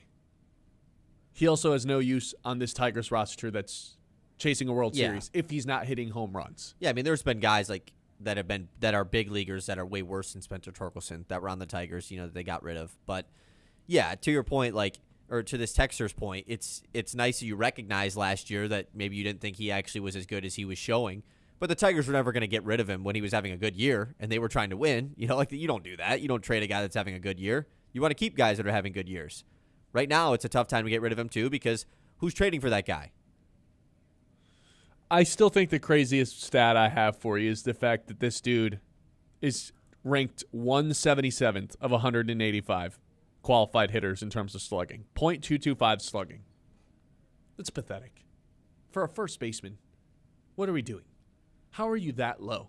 Why are you even a qualified hitter if you're going to be this pathetic? Yeah. Get him some more He's opportunities. going to hit a home on the run bench. tonight, isn't he? After us doing this all day. Good. We'll do it every day if it means he's going to hit a home That's run. a good point. 989-837-6125. Let's do a couple more texts on this, and then we will move on. Craig says, I see some dummies saying trade him. Who would be willing to trade for this guy? Nobody wants him. He strikes out every time he's in the Yeah, I mean, lineup. that's what I just said. Why would you couldn't trade him last year because he was having a good year and contributing. And right now, I mean, what's his value? We were just talking about DFAing him potentially. He's terrible right now. No one's trading for that. You're not trading him based off of the potential. It's not like he's in year 2. He's a vet at this point. Yeah, you know who he is. Mike says, relax, torque bombs are incoming. Sure, they are. That's a good point. He's got 0 of them so far. Are we sure? I certainly hope they're coming. John says it's early. Riley and Carp are both just coming around. Torque will get there too. But what does it look like for Torkelson? What's his best case scenario now? Is there a world where he can hit 20 home runs, or has that ship's 30 home runs? There's a world. I think 30 home runs has sailed. That's just not happening this year. Yeah, I mean that would be. It's too late. He would have to go on an incredible hot streak. 20 is totally in play. Absolutely, it's in play. What if he has 0 by the time we get to May in 10 days? I don't know, man. I feel like you need to hit at least one The home difference between run. him having 1 and 0 in 10 days is going to be the difference if he can have 20 or not. I just feel like you need to have at least one home run by the time you hit May for us to, think you can hit 20, let alone 10. I mean, even Wenzel Perez has a home run, and he's got 1 hit. Come on, Torkelson. Jahmai Jones has a home run. Hey, and he has 1 hit. I wouldn't dog on Jahmai Jones, man. He's been kind of heating up a little bit. Yeah. You know what I was thinking about, though? The Colt Keith stuff. Has he, transformed himself into a different style of hitter? Because the OPS is, really creeping down for Colt Keith. He just hits a lot of singles. He just gets singles. He's hitting 299 average, which is, of course, tremendous, with a 732 OPS. He has not been getting Hardly extra even base hits. average. He's got 7 doubles on the year. No homers, obviously. Now, the advanced metrics are in Colt Keith's favor. He has been hitting the crap out of the baseball as far as velocity-wise. I mean, he has just been drilling the baseball, which is always an early indicator that once the warm weather starts to come around, you will start hitting the gaps more and hitting home runs. So I think it's coming for Colt Keith. 57% hard hit rate. That's pretty damn good. Yeah, his 94.2 mile per hour exit velo average. That's pretty damn good. So all of those numbers will indicate that, yes, the power is coming for Colt Keith. But it's just interesting. If he has, he didn't have the best series against Boston. Another one of those series, all of a sudden that OPS number is all right, well, what is he just a new hitter? That's all I'm wondering. I'm not saying it's a bad thing because What do you mean by new hitter, though? Because he had never been he had a higher big OPS. home. He had a 780 OPS last year with a much worse batting average. But he hit, 12 home runs last year? Yeah, but he was a guy that at least, all the way coming up, he was a power bat. That was his thing in the minor leagues. He was absolutely a power bat. Him and Riley just on the same game plan this offseason. Better contact, square up, Yeah. less power. Keith secretly only has 3 walks this year, too. Only 15 Ks, but Yeah. still. Doesn't walk a ton. That's probably another reason the OPS is down. But I'm Yeah, down for for sure. him being aggressive at the plate. He's hitting singles. Yeah. 989-837-6125. This is the Ben Bosscher Show. We're live here on 100.9 The Mid. Don't go anywhere around the league when we come back. Hey, Mid-Michigan, if your eyes feel itchy, dry, or irritated all day, that is not normal. And Mid-Modern Eye Care and Dry Eye Clinic specializes in dry eye treatment that actually works. If your eyes burn, water, or feel tired from screens, they can help get real lasting relief. From advanced dry eye care to exams, glasses, and contacts, they've got you covered. Stop dealing with discomfort and start seeing clearer and more comfortably again. See better, feel better with mid-modern eye care and dry eye clinic next to Kroger in Midland. The Ben Bosscher Show, built by Bresky Siding and Building Repair on 100.9.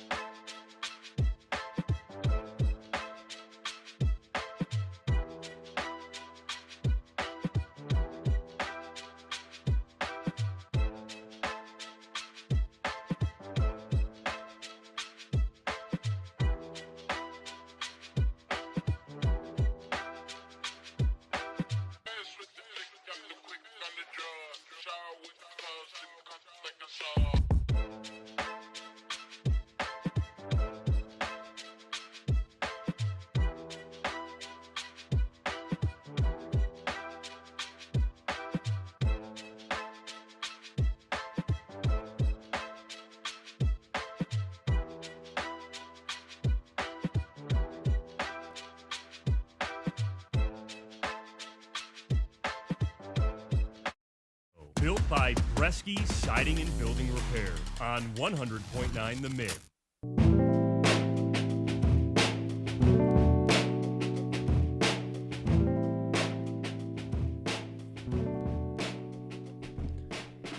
It's football time. Let's take a trip around the league. It's time to zoom out and go around the league. So I don't know if you saw this. Will Anderson became the highest paid edge rusher in the NFL a few days back. I want to see if you can name every highest paid player at every position in the NFL. How confident are you? Right. 1 to 10 that you can name? What? There's All 22. of them? Yeah. Probably like a 4.5. I'm going to get some wrong for sure. Do you think you can get? I can get 17? some of them right. Do you think the over/under I'm set at 17.5? How many positions is there? Well, I'd imagine 22 plus the kicker, maybe, so 23. But like, there's 2 edge rushers. Well, we'll find There's out. 2 linebackers. You know, like that. There's not 22 really positions. All right, well, hold on. There's 1, 2, 3, 4, 5, 6, 7, 8, 9, 10, 11, 12, 13, 14. There's 15. I'll set the over-under at 12.5. And I'll take the over. I'm confident in you. Okay. Starting with the quarterback. I'll take where the I under, will and I'm take- rigging the line, and I'm going to do bad on purpose. Starting with the quarterback where I will accept 2 different answers. One based on the highest 3-year average annual salary and one based on total guaranteed money. Oh, okay. I'll accept 2 different answers. See, now I have to remember if anyone got any deals this offseason that I'm forgetting about, because my initial brain thought went to Dak Prescott. You did get this one correct. He's got the highest 3-year average pay at $61.6 million. Highest total guaranteed, Josh Allen at $250 Did million. he get that this offseason, or was that last offseason? That was last year. Okay, yeah, so no one's gotten one this year to be the record breaker yet. But yeah, when I think of this stuff, I always think of the annual salary. Okay. That's just my definition of the highest paid at each position. Sure. But I understand the guaranteed money thing. Well, there's only one answer for running back because the highest 3-year APY and the highest total guaranteed money is to the same man. See, this is going to be tough for me because I'm going to forget guys that got paid this offseason. But it was Saquon, right? It is Saquon. Okay, yes. Correct. Yes, I'm for sure going to forget about guys that get paid this offseason, but at least I got that so far.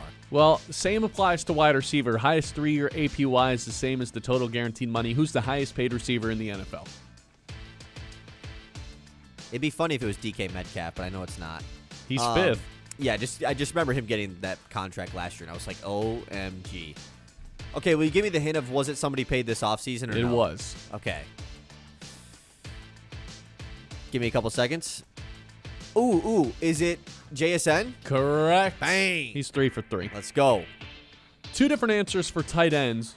One answer for highest 3-year APY, one for total guaranteed money. I'll Three take either different of them. answers? No, 2 different Oh. answers. One of them's pretty surprising. The Really? other's not.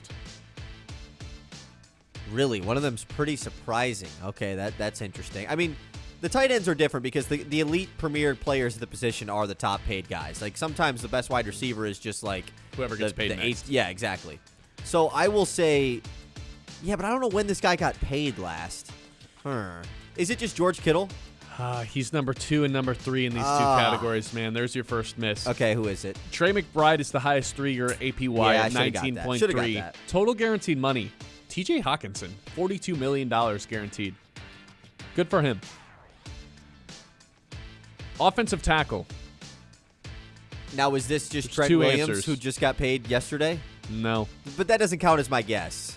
It kind of does. No, but I didn't officially guess it. And you just said it, so I'm not counting it. Okay. I'll take 2 answers here. You got one more chance. Well, it's not Penei Sewell, It was. but it's not. Mm-hmm. Now, who it actually is, though? Ugh. The tackles are tough because sometimes it is a more random guy. It's not Wirfs. Nope. He's number 2 in guaranteed money, 4 in highest 3-year APY. Give me 2 more seconds. 1, 2, 3. Okay, I don't know. You don't even have a guess. I- You name one tackle. I mean, I can't think of who it would be. Rashawn Slater, Jeremy Tunsil, both answers I would have accepted here. Jeremy Tunsil? Laramie Tunsil. He's the highest paid guy. For 3, he got paid this offseason. That's ridiculous. March. Rashawn Slater, highest guaranteed money. Okay. Guard, one answer. I Kind mean, of a tough one. it was Quentin Nelson at one point, right? He's not in the top 3. I'm sure he was at some point, Okay, though. I thought he recently was. Okay, my guess will be... I'll go with Chris Lidstrom from Atlanta. Wrong. He's number 2 and number 3. The answer for both is Trey Smith.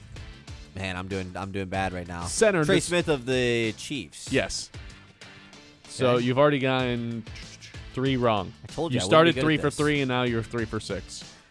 You should get this one, though. Center. Same answer. Oh, Tyler Linderbaum this offseason. There you go. 4 for 7. Crazy contract. Highest paid cornerback in the NFL. Only one answer. This is once again recently paid Trent McDuffie, correct? Correct. $31 million AAV, $100 million guaranteed. You are 5 for 7. 5 for 8, my friend. Safety. Back to the defense. Right, even though we were just on it. Only Safety, one answer. Safety. Is this an easy one, do you think? I think it is. He thinks it is. At one point, this was Kirby Joseph. Correct? It's definitely not anymore. Nope.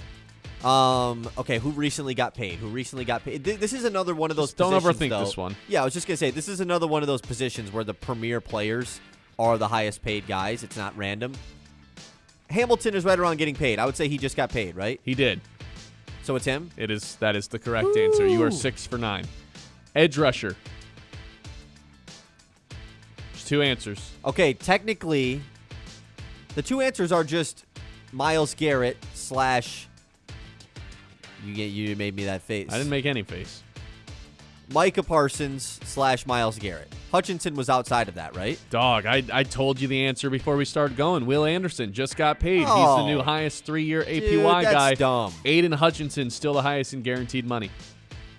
That's dumb. I Myles don't Garrett know is how you second in fumbled this AAV, one. though? I don't know how you. That one shouldn't count. Myles Garrett's 4th in AAV. I wasn't listening to you when you said that.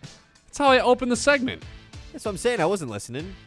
Myles Garrett's 5th in AAP and 4th in guaranteed money. All right, whatever. That's a bad one. You're now 6 for 10. Defensive tackle.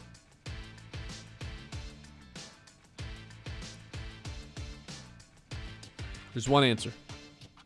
Okay, so the Lawrence extension has to help something here. I mean, $28 million added to it. I don't know if he is the answer, but that has to really bump his AAV. That's the only part that makes this tricky. Oh, who else has been paid recently? Because this is another one of those positions where it could just be a random guy that got paid the most recent. Can I get any sort of hint? No.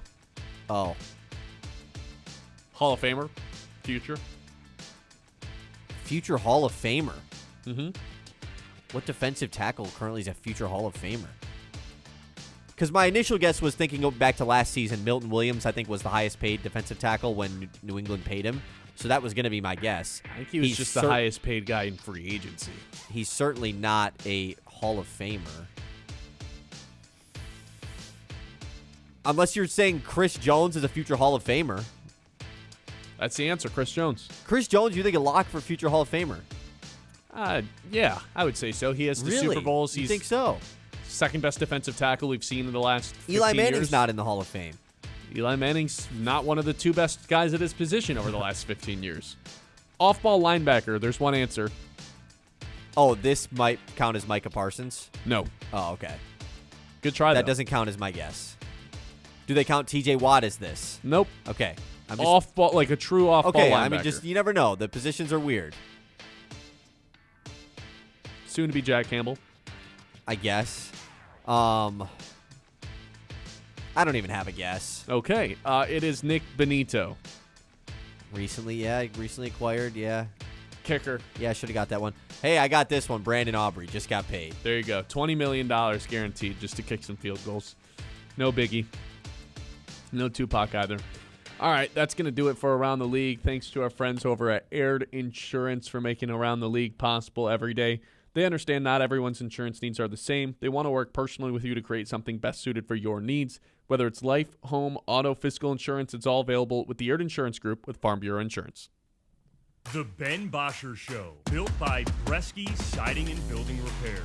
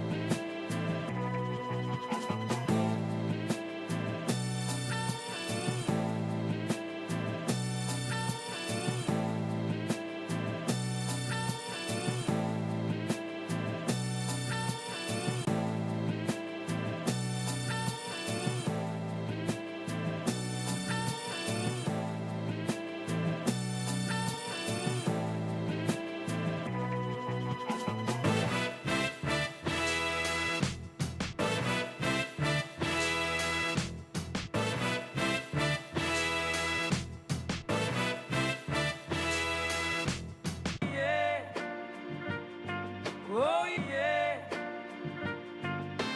Yeah. Oh yeah. Oh yeah. Oh yeah. Yeah. Oh yeah. Oh yeah. Oh yeah. Yeah. Oh yeah. Oh yeah. Oh yeah. Yeah. Oh yeah. Oh yeah. Oh yeah. Yeah. Oh yeah. Oh yeah. Oh yeah. Yeah. Oh yeah. Oh yeah. Oh yeah. Yeah.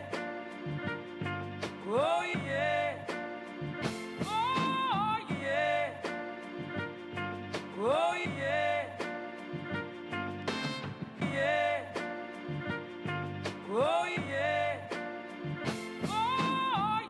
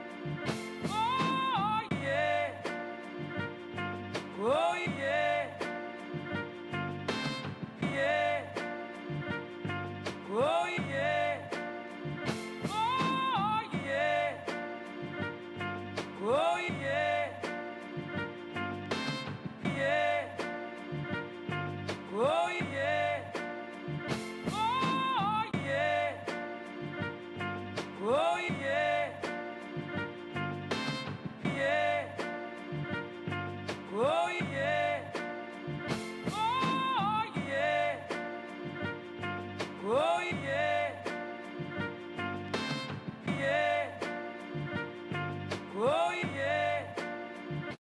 Built by Bresky Siding and Building Repair on 100.9 The Mid.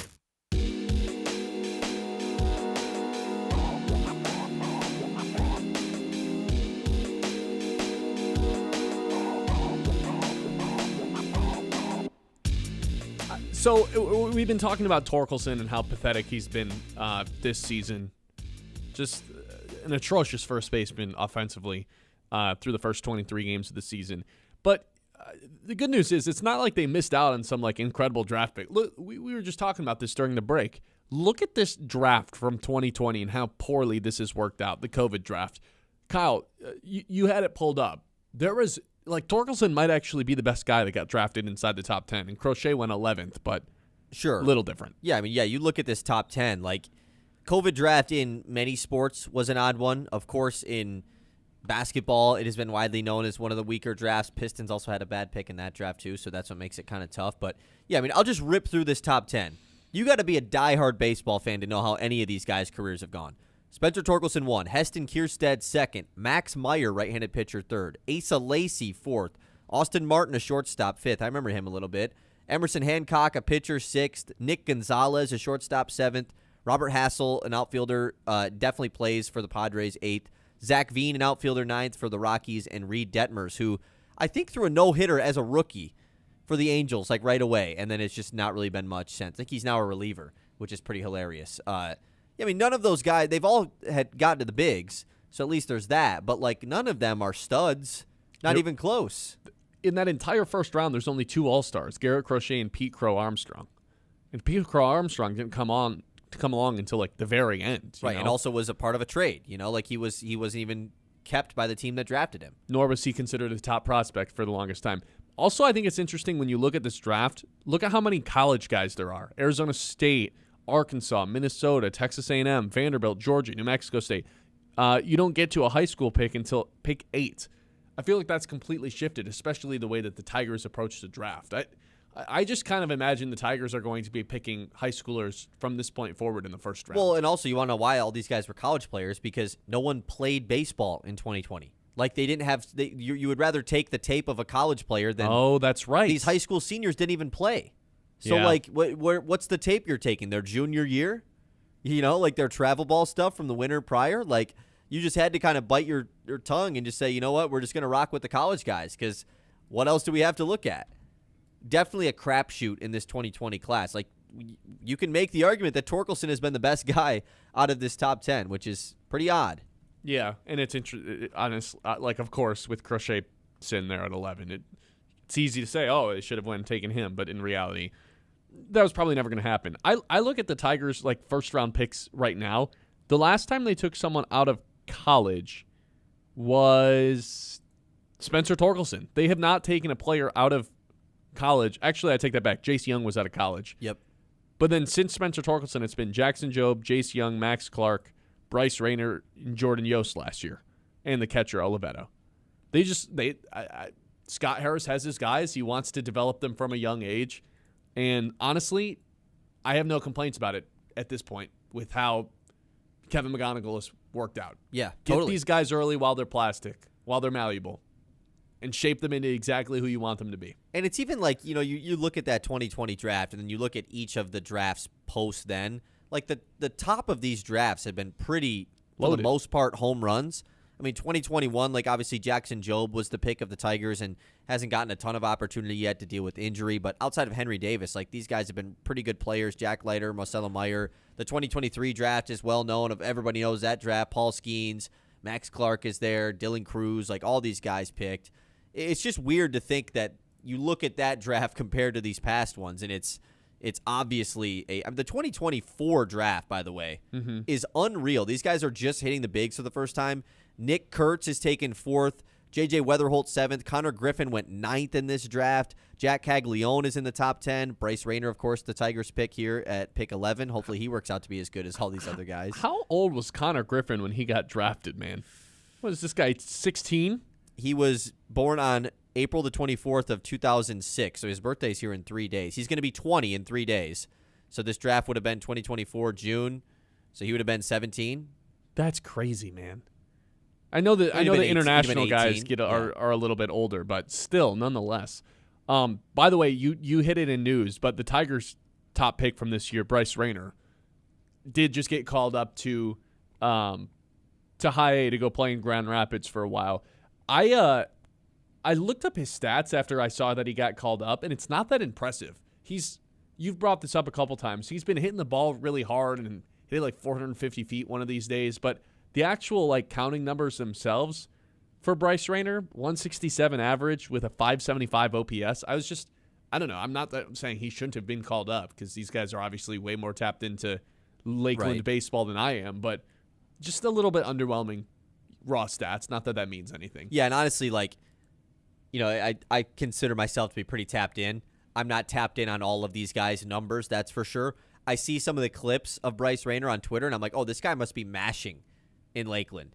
And he just wasn't. He just hits the ball extremely hard, and that's all I was seeing. So I just assumed that he was off to a really great start. And like you said, he has not been. But I think that shift to West Michigan absolutely could be. And now we can start paying attention to him because he's somewhat of a local person now. Well, and he's also going to be the youngest player the Whitecaps have ever had on their team. Yeah, that was another guy out of high school.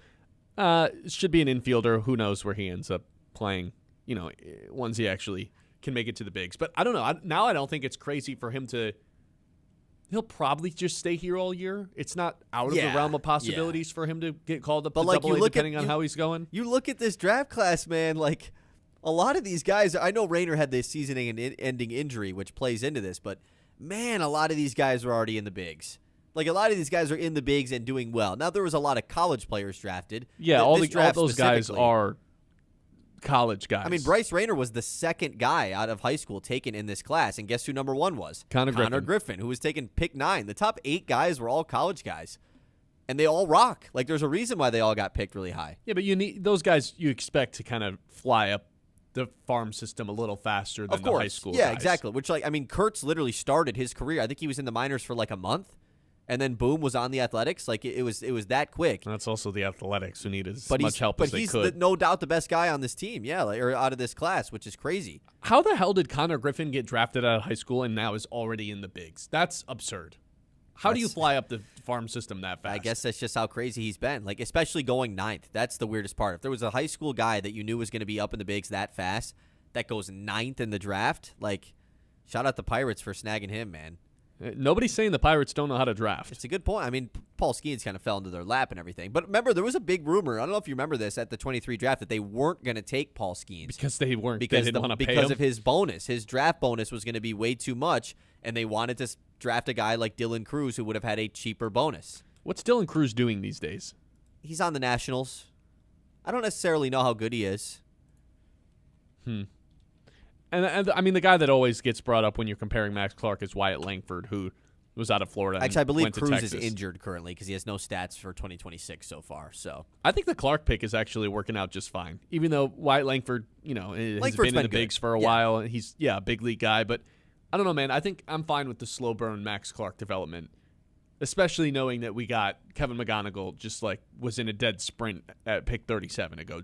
I mean, like right to the top. You do a redraft of the 2023 draft. McGonigal's one. Like, no, Paul Skeens is one.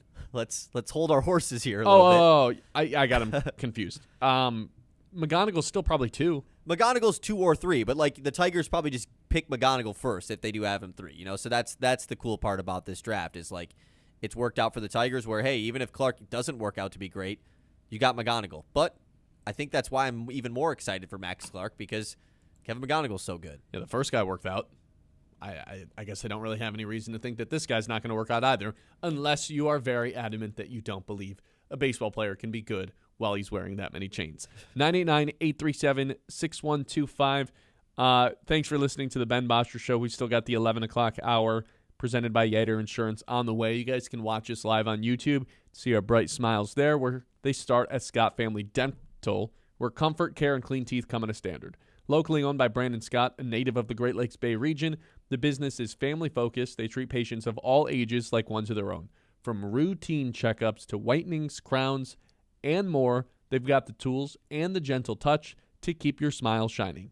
Friendly staff, modern tech, and zero judgment, even if it's been a while since your last visit. So go ahead and show off those pearly whites because Scott Family Dental has your back and your teeth. This is the Ben Bosscher Show. Like, subscribe on YouTube, Instagram, Facebook, TikTok. We're everywhere you get your socials, and we'll be back in just a moment. The Ben Bosscher Show, built by Bresky Siding and Building Repair on 100.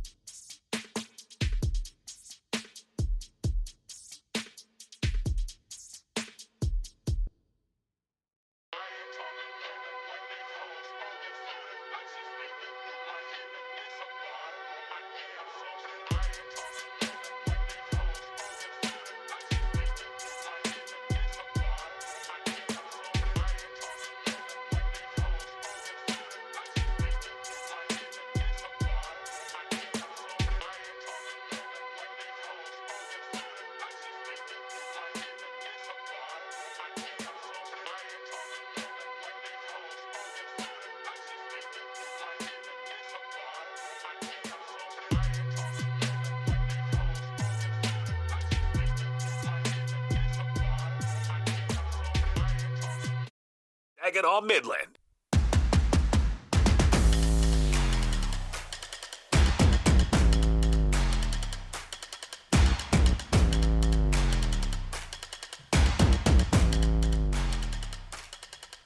Okay, let's circle back to the Lions because we're 2 days away from the draft. We will get back to Spencer Torkelson because that's, it feels like that's what people want to talk about today out of frustration. But the draft is in 2 days, and the ESPN mock draft that they just released yesterday, I think this is about best case scenario possible for the Detroit Lions.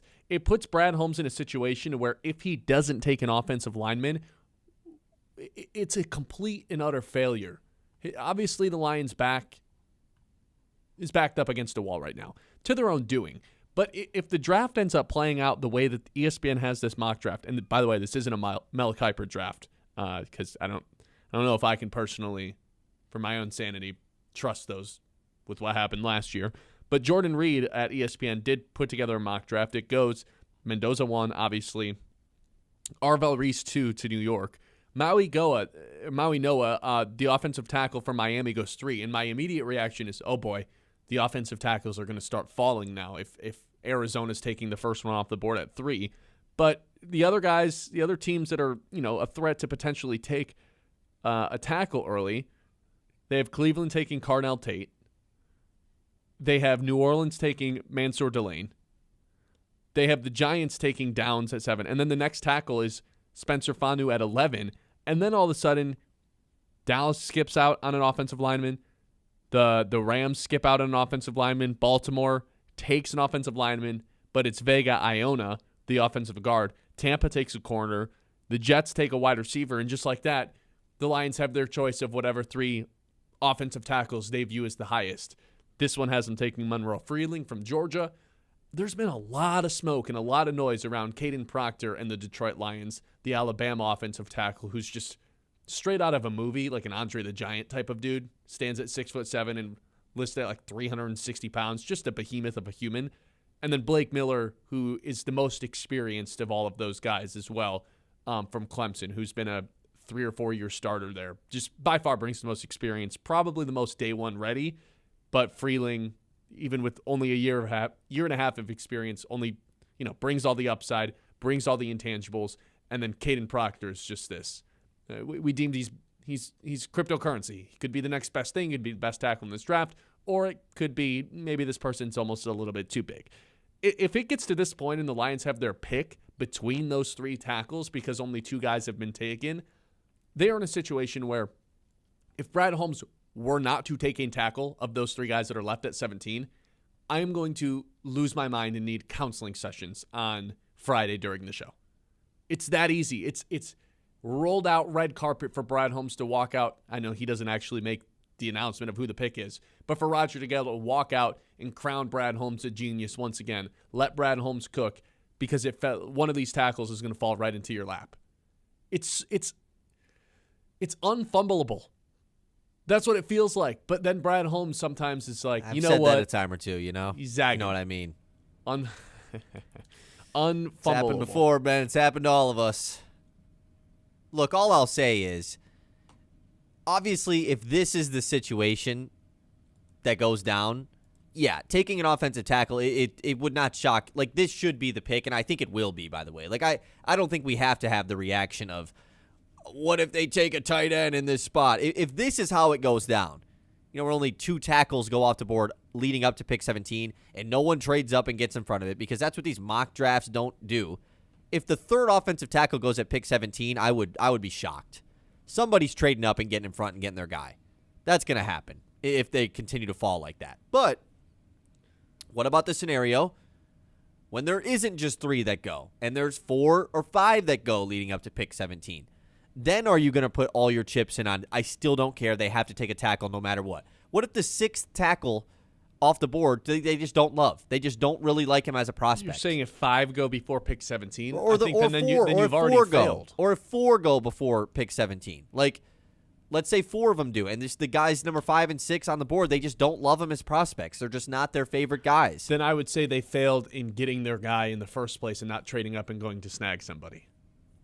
With the amount of limited resources that they have in this draft class. They have next year's. They have a zillion day 3 picks. They have next year's picks as well. Right, day 3 picks are going to help you move up in the first round of the draft. I mean, if you're only moving up a couple spots, it's not like it's going to take a tremendous return to move up 2 spots if all you want to do is jump New York. I mean, I would love for them to get aggressive and get their guy, but they just do not have the resources and assets to mess around in this draft. To flip picks and gain a 3rd round pick to move up 4 spots, that's I don't think necessarily outlandish. 4 spots in the first round? If you want to move up 20 spots, yeah, and then you're talking about an extra first-round pick thrown in there. But if you're only moving up 4 picks, you're telling me I trade back and I get to pick up 2 third-round picks? Most teams, I think, are content with that. Sure.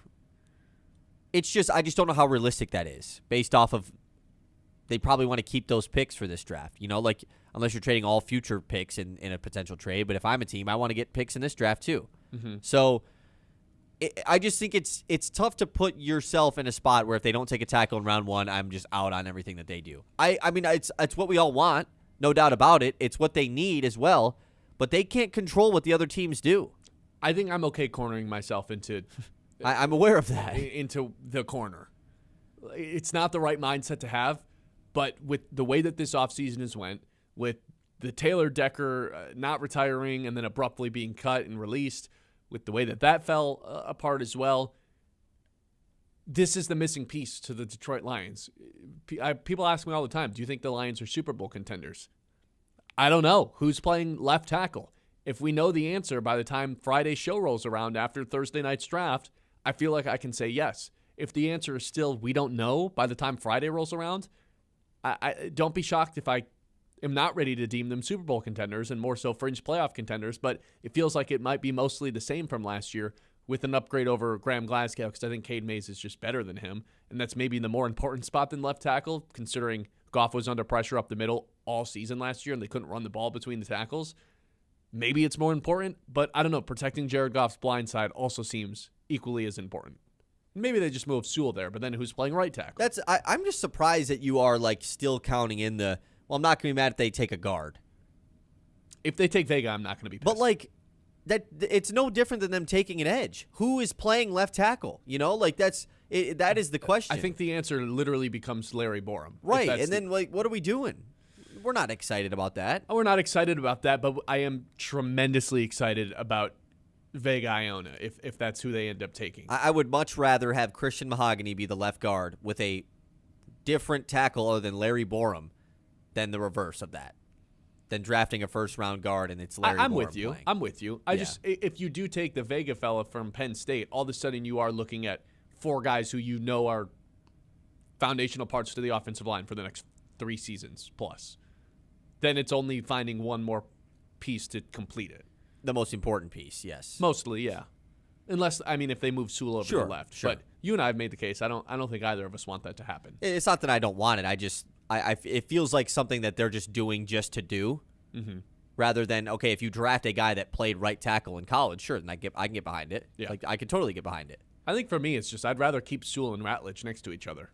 Those guys rocked next to each other last year. Why split them up? It's that Totally simple fair. for me. But yes, in this mock draft, they take Monroe Freeling. It's the third tackle off the board. That's why I think it's such a win. The other reason I think it's such a win is because with pick 50 in the second round, they have the Lions taking an edge rusher. And do I even need to say who it is, or are all the Lions fans just like, you know what? Good job, Brad Holmes. Took an edge rusher. Yeah, with the pick defensive 50. linemen that Brad Holmes has taken in the second round have all worked out.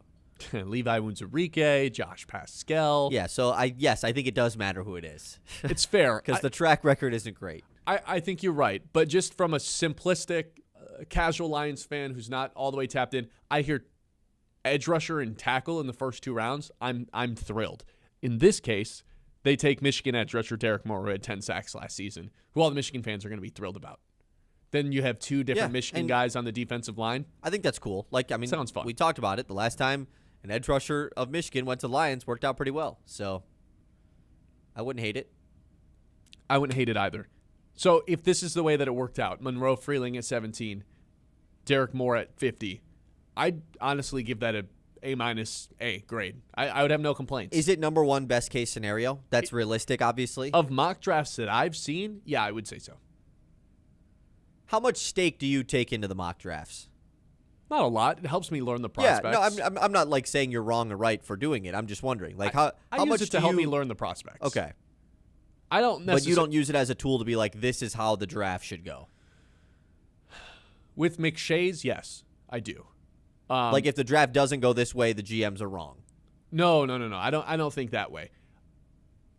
Because I've always been out on mock drafts from that perspective. I just like of saying the GMs are wrong the when they GMs don't play out are the that way. ones that make the big boards. Like it's the same way when I play. This is a pretty bad comparison, I guess, but like when I do fantasy football drafts, I hate the whatever the indicator is about overall rank, average draft spot, ADP or whatever. Yeah, I hate that stat. I hate that number. It's my least favorite thing ever. You get to create it. Like, just because someone put it in front of your face doesn't mean that's how it should go. Mm-hmm. Same way with a mock draft. Just because some guy who has a GM's phone number puts this in front of your face does not mean that this is how the draft should go. The GMs are the ones that create the big board, not the mock draft guys. I'm with you. That's always been my thing. 989-837-6125. The 11 o'clock hour, as always, is brought to you by Yiter Insurance. Life happens fast. And at Yiter Insurance Group, they're here to make sure you're covered every step of the way. Locally owned and trusted in Midland for decades, they treat you like family, not just another policy number. From home and auto to business and life insurance, Yiter is the right coverage for every stage of life. Their team makes insurance simple with expert advice and real people that you can actually talk to. That's Yeder Insurance Group. We'll be there when you need us since 1940. The Ben Bosscher Show, built by Bresky Siding and Building Repair on 100.9 The Mix.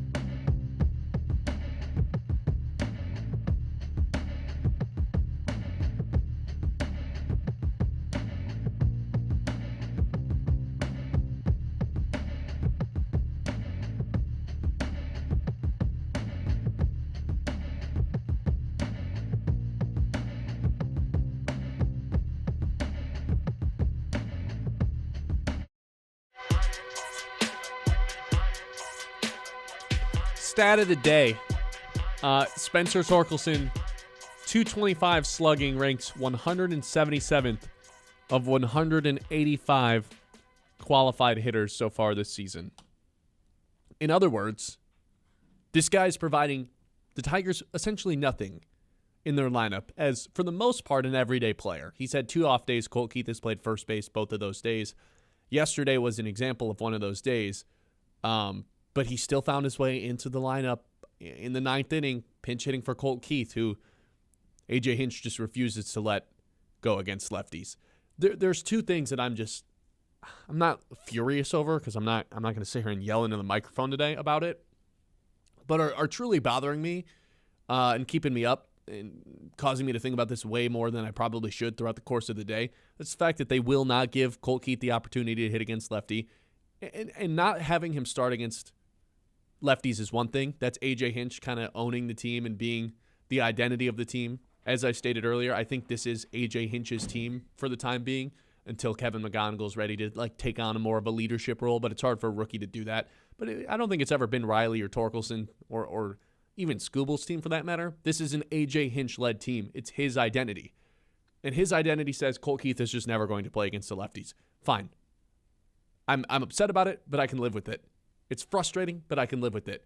In the 9th inning, when the game's basically over, and there's an opportunity to get Colt Keith a lefty AB, when the game's mostly over, it's meaningless, and instead you bring in ice-cold Spencer Torkelson, who's been absolutely atrocious this season, not just against lefties, but everybody, lefties included. That, to me, is where I'm like, you're losing the plot, A.J. Hinch. What's the incentive here? Spencer Torkelson's ice cold. He gave him the day off. Then it's the 9th inning. Just let the game round out. Not saying give up, throw in the towel, but it's beneficial for Colt Keith to get this at bat. If the game, you're down by 5 runs in the 9th inning, so what if you lose? You've already taken 2 against Boston. You've been red hot lately. Give Colt Keith the opportunity. No, instead, let's bring in Spencer Torkelson, who's so far in his own head he can't see his own shadow, who's been terrible against lefties and righties this year because it's so important that this person gets the at-bat here in the 9th inning. Should have just give Torkelson the day off and told him to clear his mind that he's not coming into the game. Should have just let Colt Keith have the chance to, for the 4th time this season, hit against the lefty. No, instead you have to do the pinch hit thing and bring in the guy who's been one of the worst players one of the worst hitters in all of baseball this season. He just had to get an at-bat. I don't understand it at all. Yeah, he should have just had the full day off. I mean, for how bad that he has been, felt like he was kind of due for a just full day. Hey, man, reset. We'll get you back in the lineup Tuesday. There's a lefty on the mound. It makes a lot of sense. Like, let's just give you a rinse it off type of day. No, instead, he sits on the bench for 8 innings, comes in the 9th, and strikes out. What's that going to do for a guy mentally? I don't get it. Sorry, I cut you off. I'm sorry.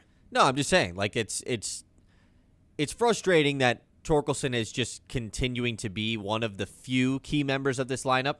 You know, yesterday was not a strategic, hey, he needs to figure it out day. We're going to rest him because he hasn't been good. No, it was a simple rest day, and yet they still brought him into play. Like, he should not be a key figure of the lineup, and a guy who should be is absolutely Colt Keith. You mentioned the splits.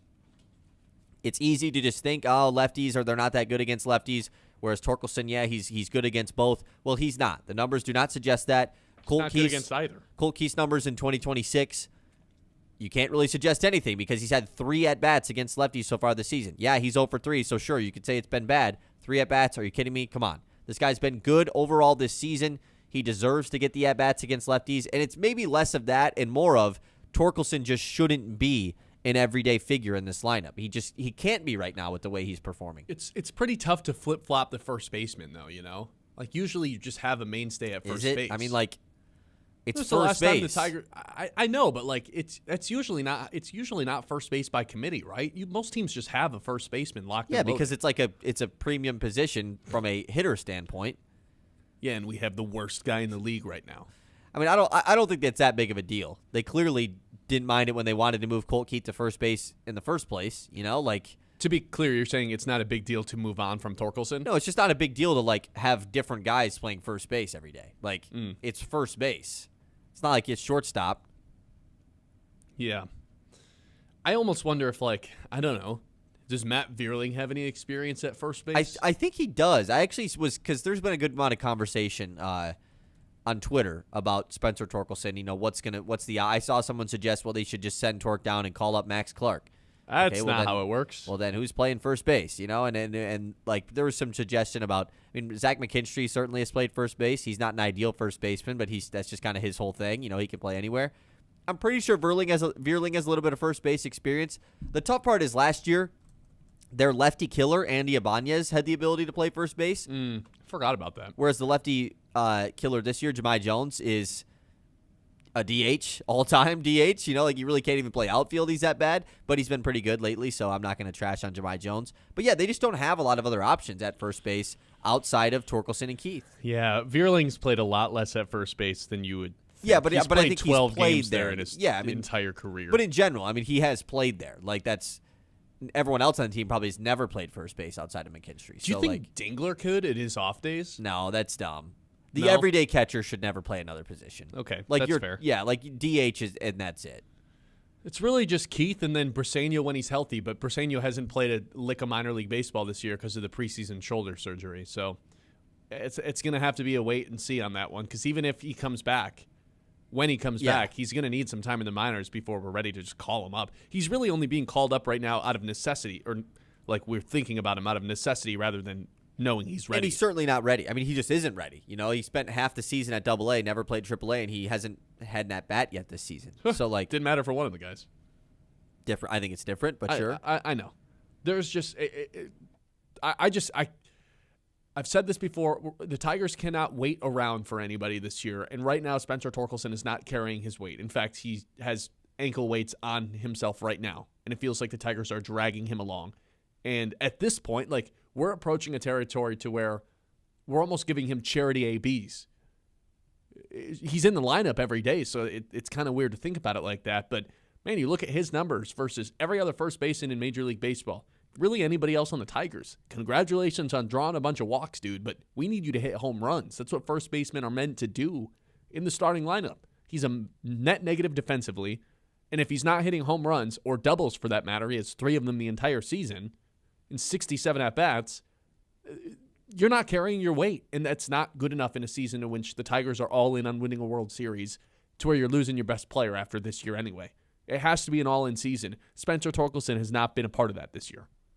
Can Max Anderson play any first base? That is a good question. He's a second baseman / third baseman. I don't necessarily know how to check to see if he's played first base in the minors, but it's an interesting thought. Max Anderson, let's see. A.K.A. Scott Harris's most coveted prospect of all time, untouchable at the trade deadline last year, has now jolted up as a top 5 prospect of the Tigers. He's expected to be called up at some point this season. At least his ETA on MLB.com is 2026. He has played 31 games at first base in all levels. That includes college. Okay, but he's played it. I mean, that's all that matters. Like, has he played it is all that matters. In college, he has not played it since coming into the minors. Sure. I mean, Spencer Torkelson also played third base in college, and then they just decided to switch him to first. Like, I don't think it's that big of a deal to switch a guy to first base. So who's playing first base right now for Toledo? Great question. I love how we're already on this, man. This is just we're trying to find Torkelson's replacement right now. The infielders are listed as Max Burt, Max Anderson, Dendaris Colon, Jace Young. Can he play first base? Luke Ritter, and Gage Workman. I think Workman is the for everyday first baseman. Yeah, he looks like a first baseman.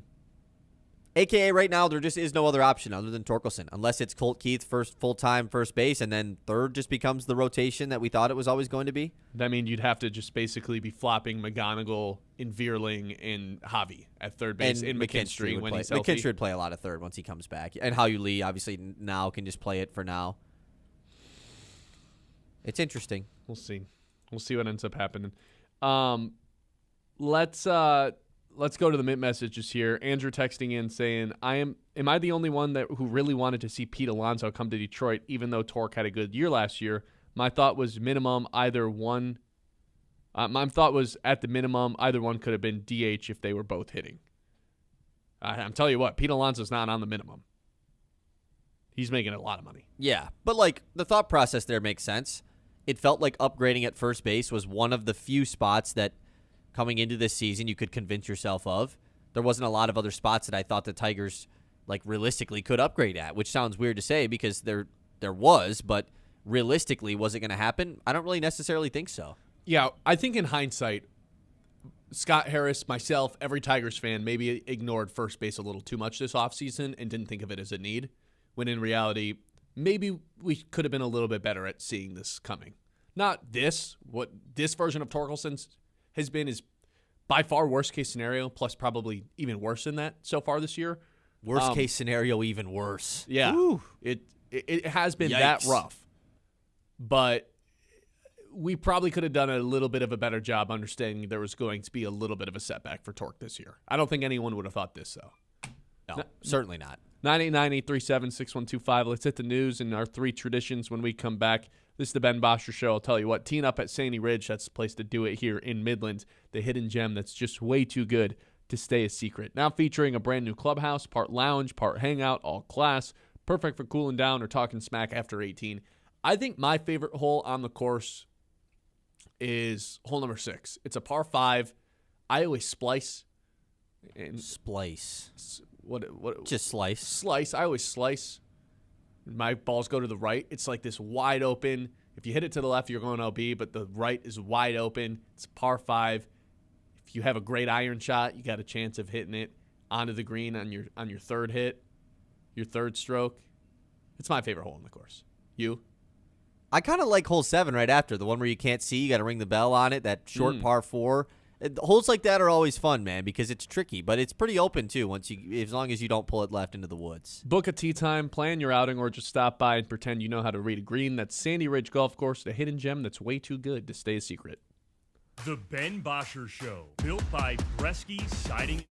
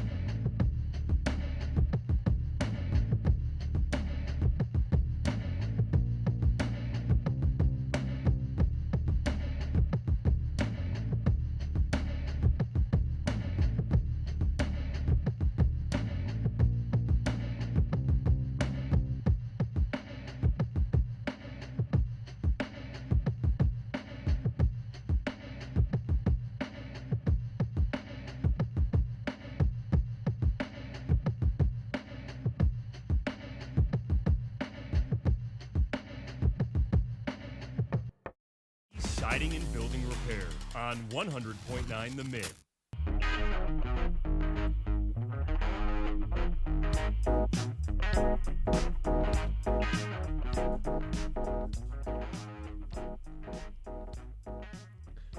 Kyle Sandel, it's your time to shine. Take it away with the news. The Mitts Morning Catch. Okay, let's get right back into the news, Ben. We've already gone over all of the NBA and NHL games going on tonight. Tigers are playing tonight, though.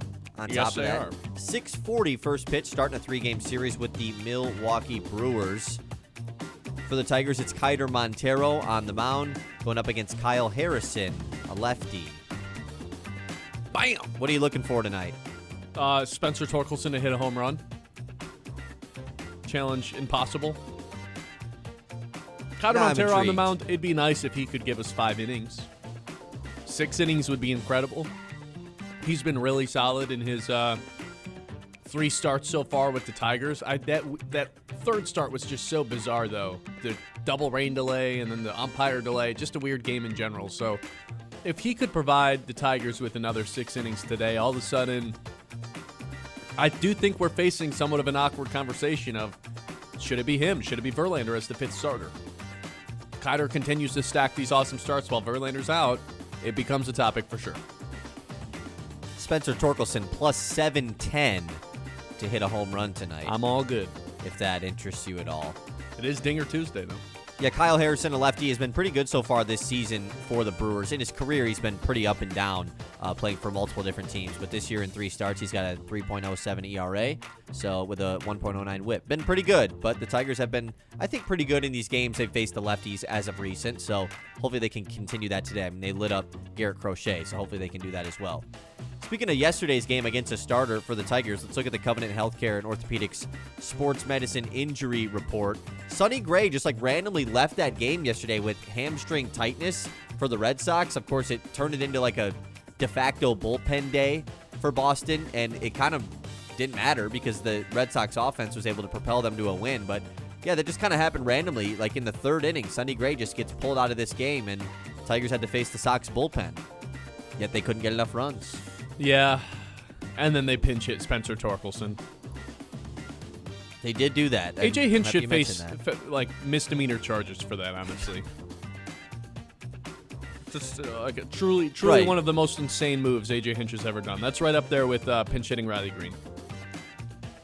Okay, yesterday the rollout of the NBA awards started. Victor Wembanyama is announced as the first ever unanimous Defensive Player of the Year winner. Of course, Asar Thompson of the Pistons was named a finalist for Defensive Player of the Year. He ends up finishing 3rd in the voting for this, but who cares about 2nd and 3rd when it's a unanimous decision to Wembanyama to be the decoy? He will. I think he's going to win the next 3, the next 4. I was just going to say, over under 5.5 career decoys for Victor Wembanyama. Is that too high of a line? 4.5, 5.5, I said. 5. Well, the record's 4. Yeah, I know. I think every year that he's healthy, he will win it, and he should. So I will go with. Oh my God! I mean, I would assume he's going to have is so 6 many. healthy years. 6 is a lot. But if I gave you 4.5, you're just taking the over. I'll take the over on 5.5. It's so many, but also So many. It's there's a guy worthy of it. Some of the advanced metrics, like offensive rating when he's on the court, because you know how the Pistons were the number 2 defensive rating team in the NBA. It was like secretly 3 all year long, because when Wemby's on the court, the opposing team's offense has a net offensive rating that is the equivalent of some of the worst offenses you'll see in the NBA. It just wrecks teams offensively and their ability to score. We saw it twice against the Pistons this season. Saw it against Portland in Game 1. I mean, that's a team that loves to drive and get in the paint, and You just can't do you it. just can't. The equivalent. You never seen that clip of Kevin Garnett? Oh, yeah, trying to say equivalent? equivalent. Yeah. Equivalent. Equivalent.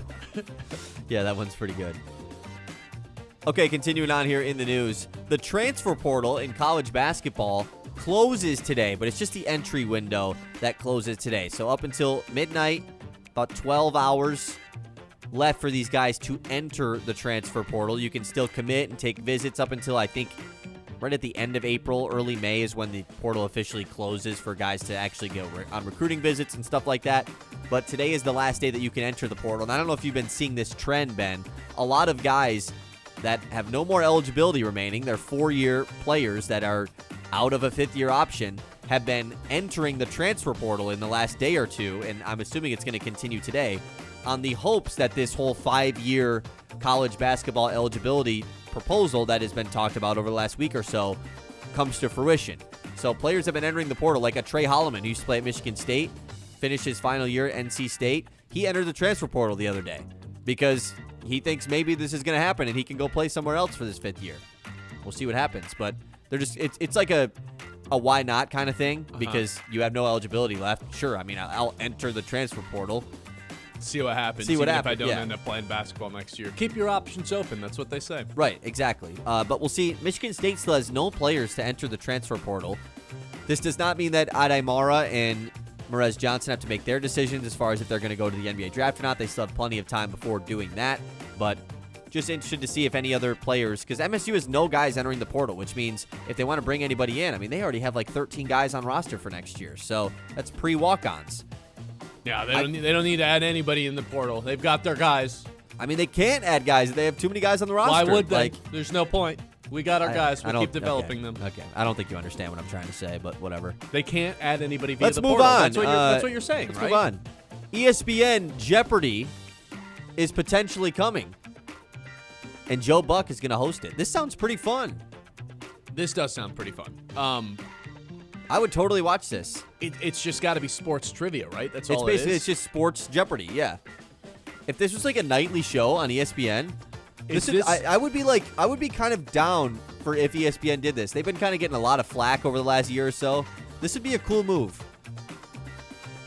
Does this replace the Pardon the Interruption eventual time slot to where it's like, oh, this is such an iconic show, we don't want to have... Because they would have to do it earlier in the day because obviously sports are on at 7 o'clock when Jeopardy is on. Yeah.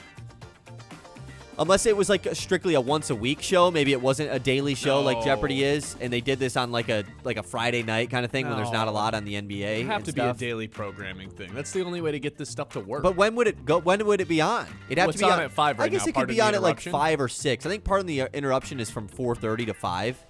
I could be wrong on that, but I thought that was 5:30 to 6. Maybe it's 5:30 to 6. Maybe have Jeopardy from 5 could it be to at 5:30. 6? Could it be at 6, and then you could start your whatever pregame coverage for your game that's at 7 at 6:30? Sure. Sounds like a plan to me. Because you can't start Jeopardy too early. The whole point of Jeopardy is it's like the show you watch while having dinner. You know, like that's like the thing about Jeopardy and Wheel of Fortune and all of that. So I don't know, kind of cool though. 6 is good. I like this idea. I really like this idea. I would love to try and get on it. I would have someone else host it other than Joe Buck, but whatever. Sure. I feel like Joe Buck could be a fine host. I've never seen him in that capacity. Keep it professional. Yeah, so I mean, like it depends on if he's a fine host, then it'd be cool. Were you ever a Watch Jeopardy as a kid? Oh yeah. Person? Yeah. If I got one answer correct on an entire show, I felt pretty happy. Always try to compete against my parents or my grandma when I would watch it with her. If there was any sports category, I would like perk up. Like, this is sweet. Like, I'm gonna dominate this category. Just for you to know like two of them. Exactly. Yeah, and then they, all these other geniuses on there get all the other questions right. Okay, a couple more things here in the news. Let's do some NFL news. Free agent quarterback Jimmy Garoppolo is considering retirement. Jimmy G, the legend, one of the most handsome men in the NFL, might retire. He's not that old, is he? I don't think so. Remember, like, his whole story started in New England when Bill Belichick wanted to replace Tom Brady. He's only and thought he was 34. Quarterback. Yeah, that's bizarre. But he hasn't been a starter for a while, so like. And the ship of him being a starter has probably just sailed. Where is he right now? The Rams? He was with the Rams last year. I think he's just a free agent right now, though. Yeah. So maybe because nobody's signing him, I guess. It's a sign, man. Hang it up. Jimmy G's still a good backup quarterback, right? Like, he'd be a guy I'd like to have as the backup quarterback. In theory, yeah. Yeah, in I theory. haven't seen him in a while. Good point. Him and Diana Rossini should start a podcast. She wanted to marry him.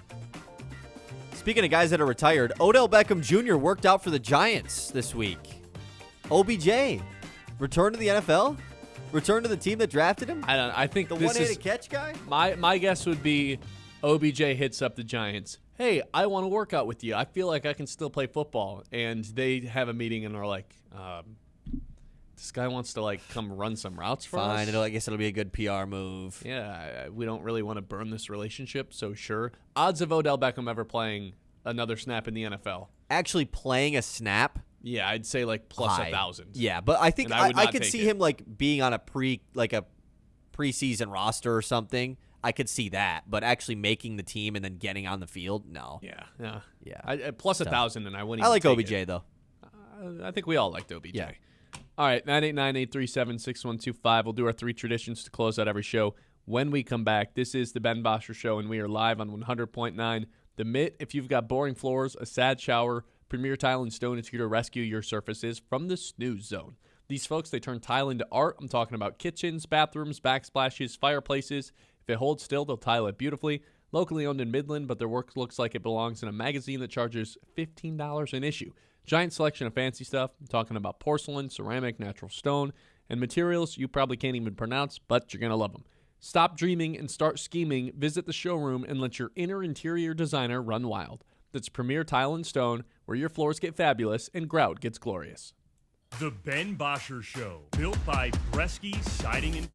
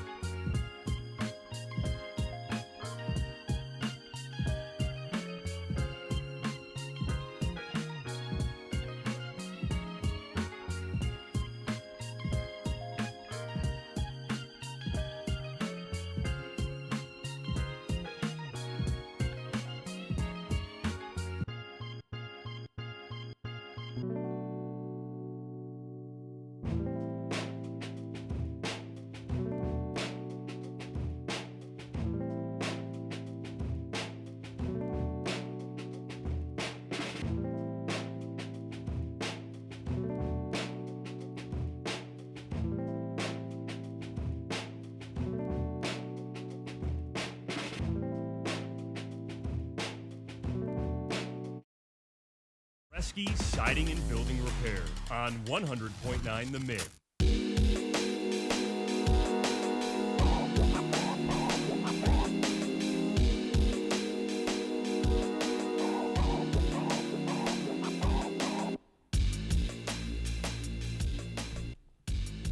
All right, welcome into the final chapter of today's show where we have our 3 traditions to close out each and every show. The first of those is our lock of the day.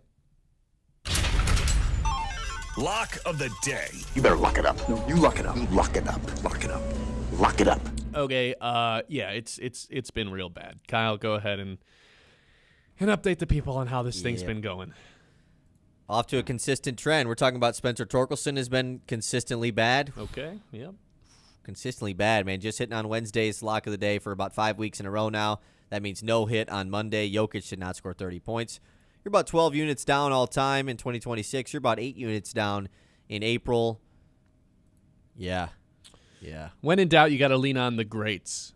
Ohtani, Caitlin Clark.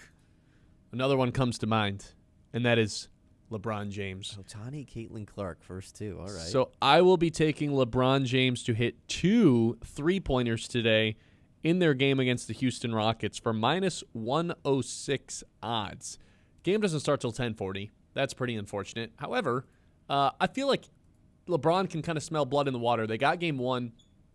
He didn't have a crazy game. He had 19 points, near triple-double in assists. Only shot 2 threes. Only shot 2 threes. I think today might be the day where he's just like, if he feels one go in early, this is like a smell blood in the water. If we get up 2-0 and I know Luka's coming back, he can take care of the rest. Let's just put a nail in the coffin right now in this series and get up 2-0 on this Rockets team.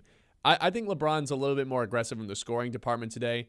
A lot of people are comparing him to Magic Johnson right now because he's just kind of running the offense, getting everybody else involved. It's hard to get steals off of him. Because he's just so smart and knows where the help is coming from. And then he'll just wait for guys to cut and make the right play over and over and over and over again, similar to Magic Johnson. Still one of the best players in the NBA in transition. Still can just bully his way down in the post. He's got this new hook shot, even with this left hand, that's basically just like an old guy who's walling people off because you can't get around him because he's so much bigger and stronger than everybody. I think we see a little bit more scoring today from LeBron, though, and he realizes, here's a chance to really put away the Rockets, even in a game 2, because I know my buddy Luka's coming back for game 3, which is not confirmed yet, but seems to be the speculation. Yeah, it sounds likely. I'm going to go with LeBron to hit 2 threes today. Thoughts? History would tell me not to tail this. You don't want to fade LeBron. Haven't hit on a Tuesday since March the 3rd. That's insane. Actually insane. It's pretty crazy. But it's almost impressive. But I think I'm going to tail this today. You're right. I can't fade LeBron, but I think the logic makes sense. I think LeBron is going to be the scorer today. He played like Magic Johnson in game 1 at 13 assists. He had 9 assists in the first quarter or something.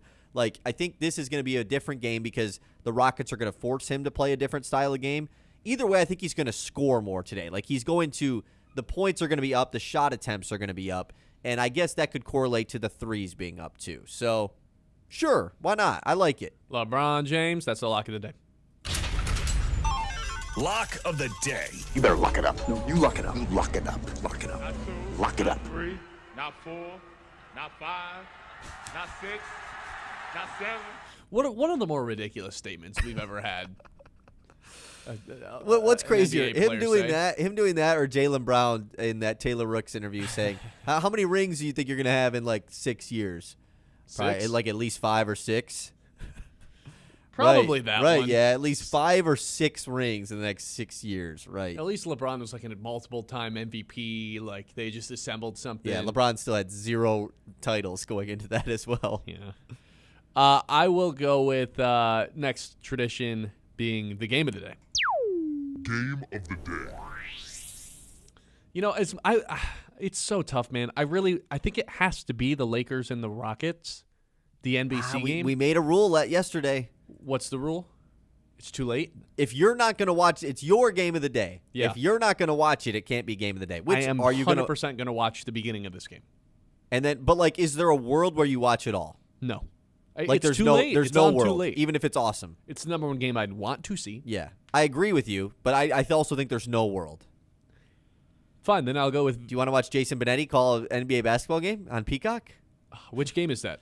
Celtics Sixers. It's also a 15-point spread. So like, No, I'm still gonna do it. I'm gonna go Houston and LA. I'm for sure tuning into the beginning of this game. I need to see LeBron in action tonight against Houston because there's these like little rumors that he doesn't want a retirement tour. I think he will have a retirement tour, but like I don't know.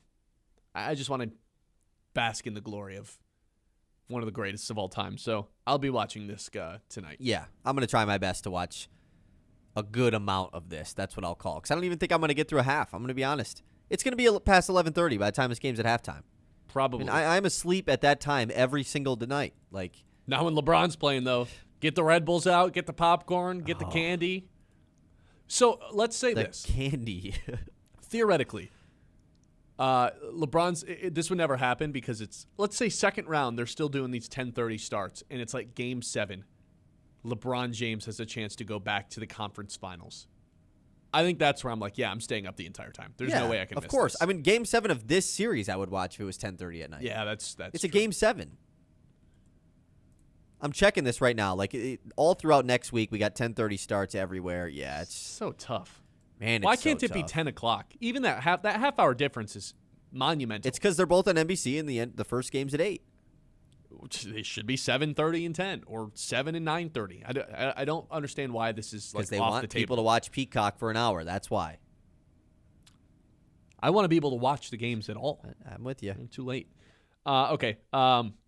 That's our game of the day. Game of the day. I got 2 words for you. Steve Nash and Chris Paul. Must-see TV. All right. What do we think Colin Cowherd opens with? Neither of us got a point yesterday because he led with Dexter Lawrence and the Bengals. Yeah, man, what a shock. It felt like this was going to be a for sure point for one of us. I picked Lakers, you picked Wemby, and he went with neither. So 52-50 is the score still. I am in the lead. It's also my turn to go first today. That's unfortunate for me. Episode 222 of the Ben Bosscher Show today. That's a whole lot of twos. I would agree. All right, what am I Factually. going to lead with? I have a pick. Oh. It's got to be the Knicks losing. The Knicks blowing the game. It's not even going to be about McCollum and the Hawks. It's going to be about the Knicks blowing it. And that's my pick. I'm making it plain and simple today. It's not going to be the other games that we're on. So You don't think the Nuggets get a little talk?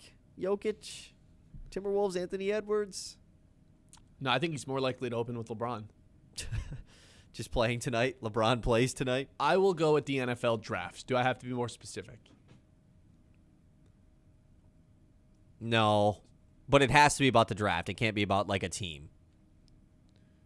Like, it could be a team in the draft, but, like, it can't be, like, a free agency move. Yeah, that's fine. Okay. Okay, that's my pick then. Appreciate everybody for tuning in today. We'll be back tomorrow at 9 a.m. Like and subscribe on YouTube if you haven't already. Follow us on Facebook, Instagram, TikTok.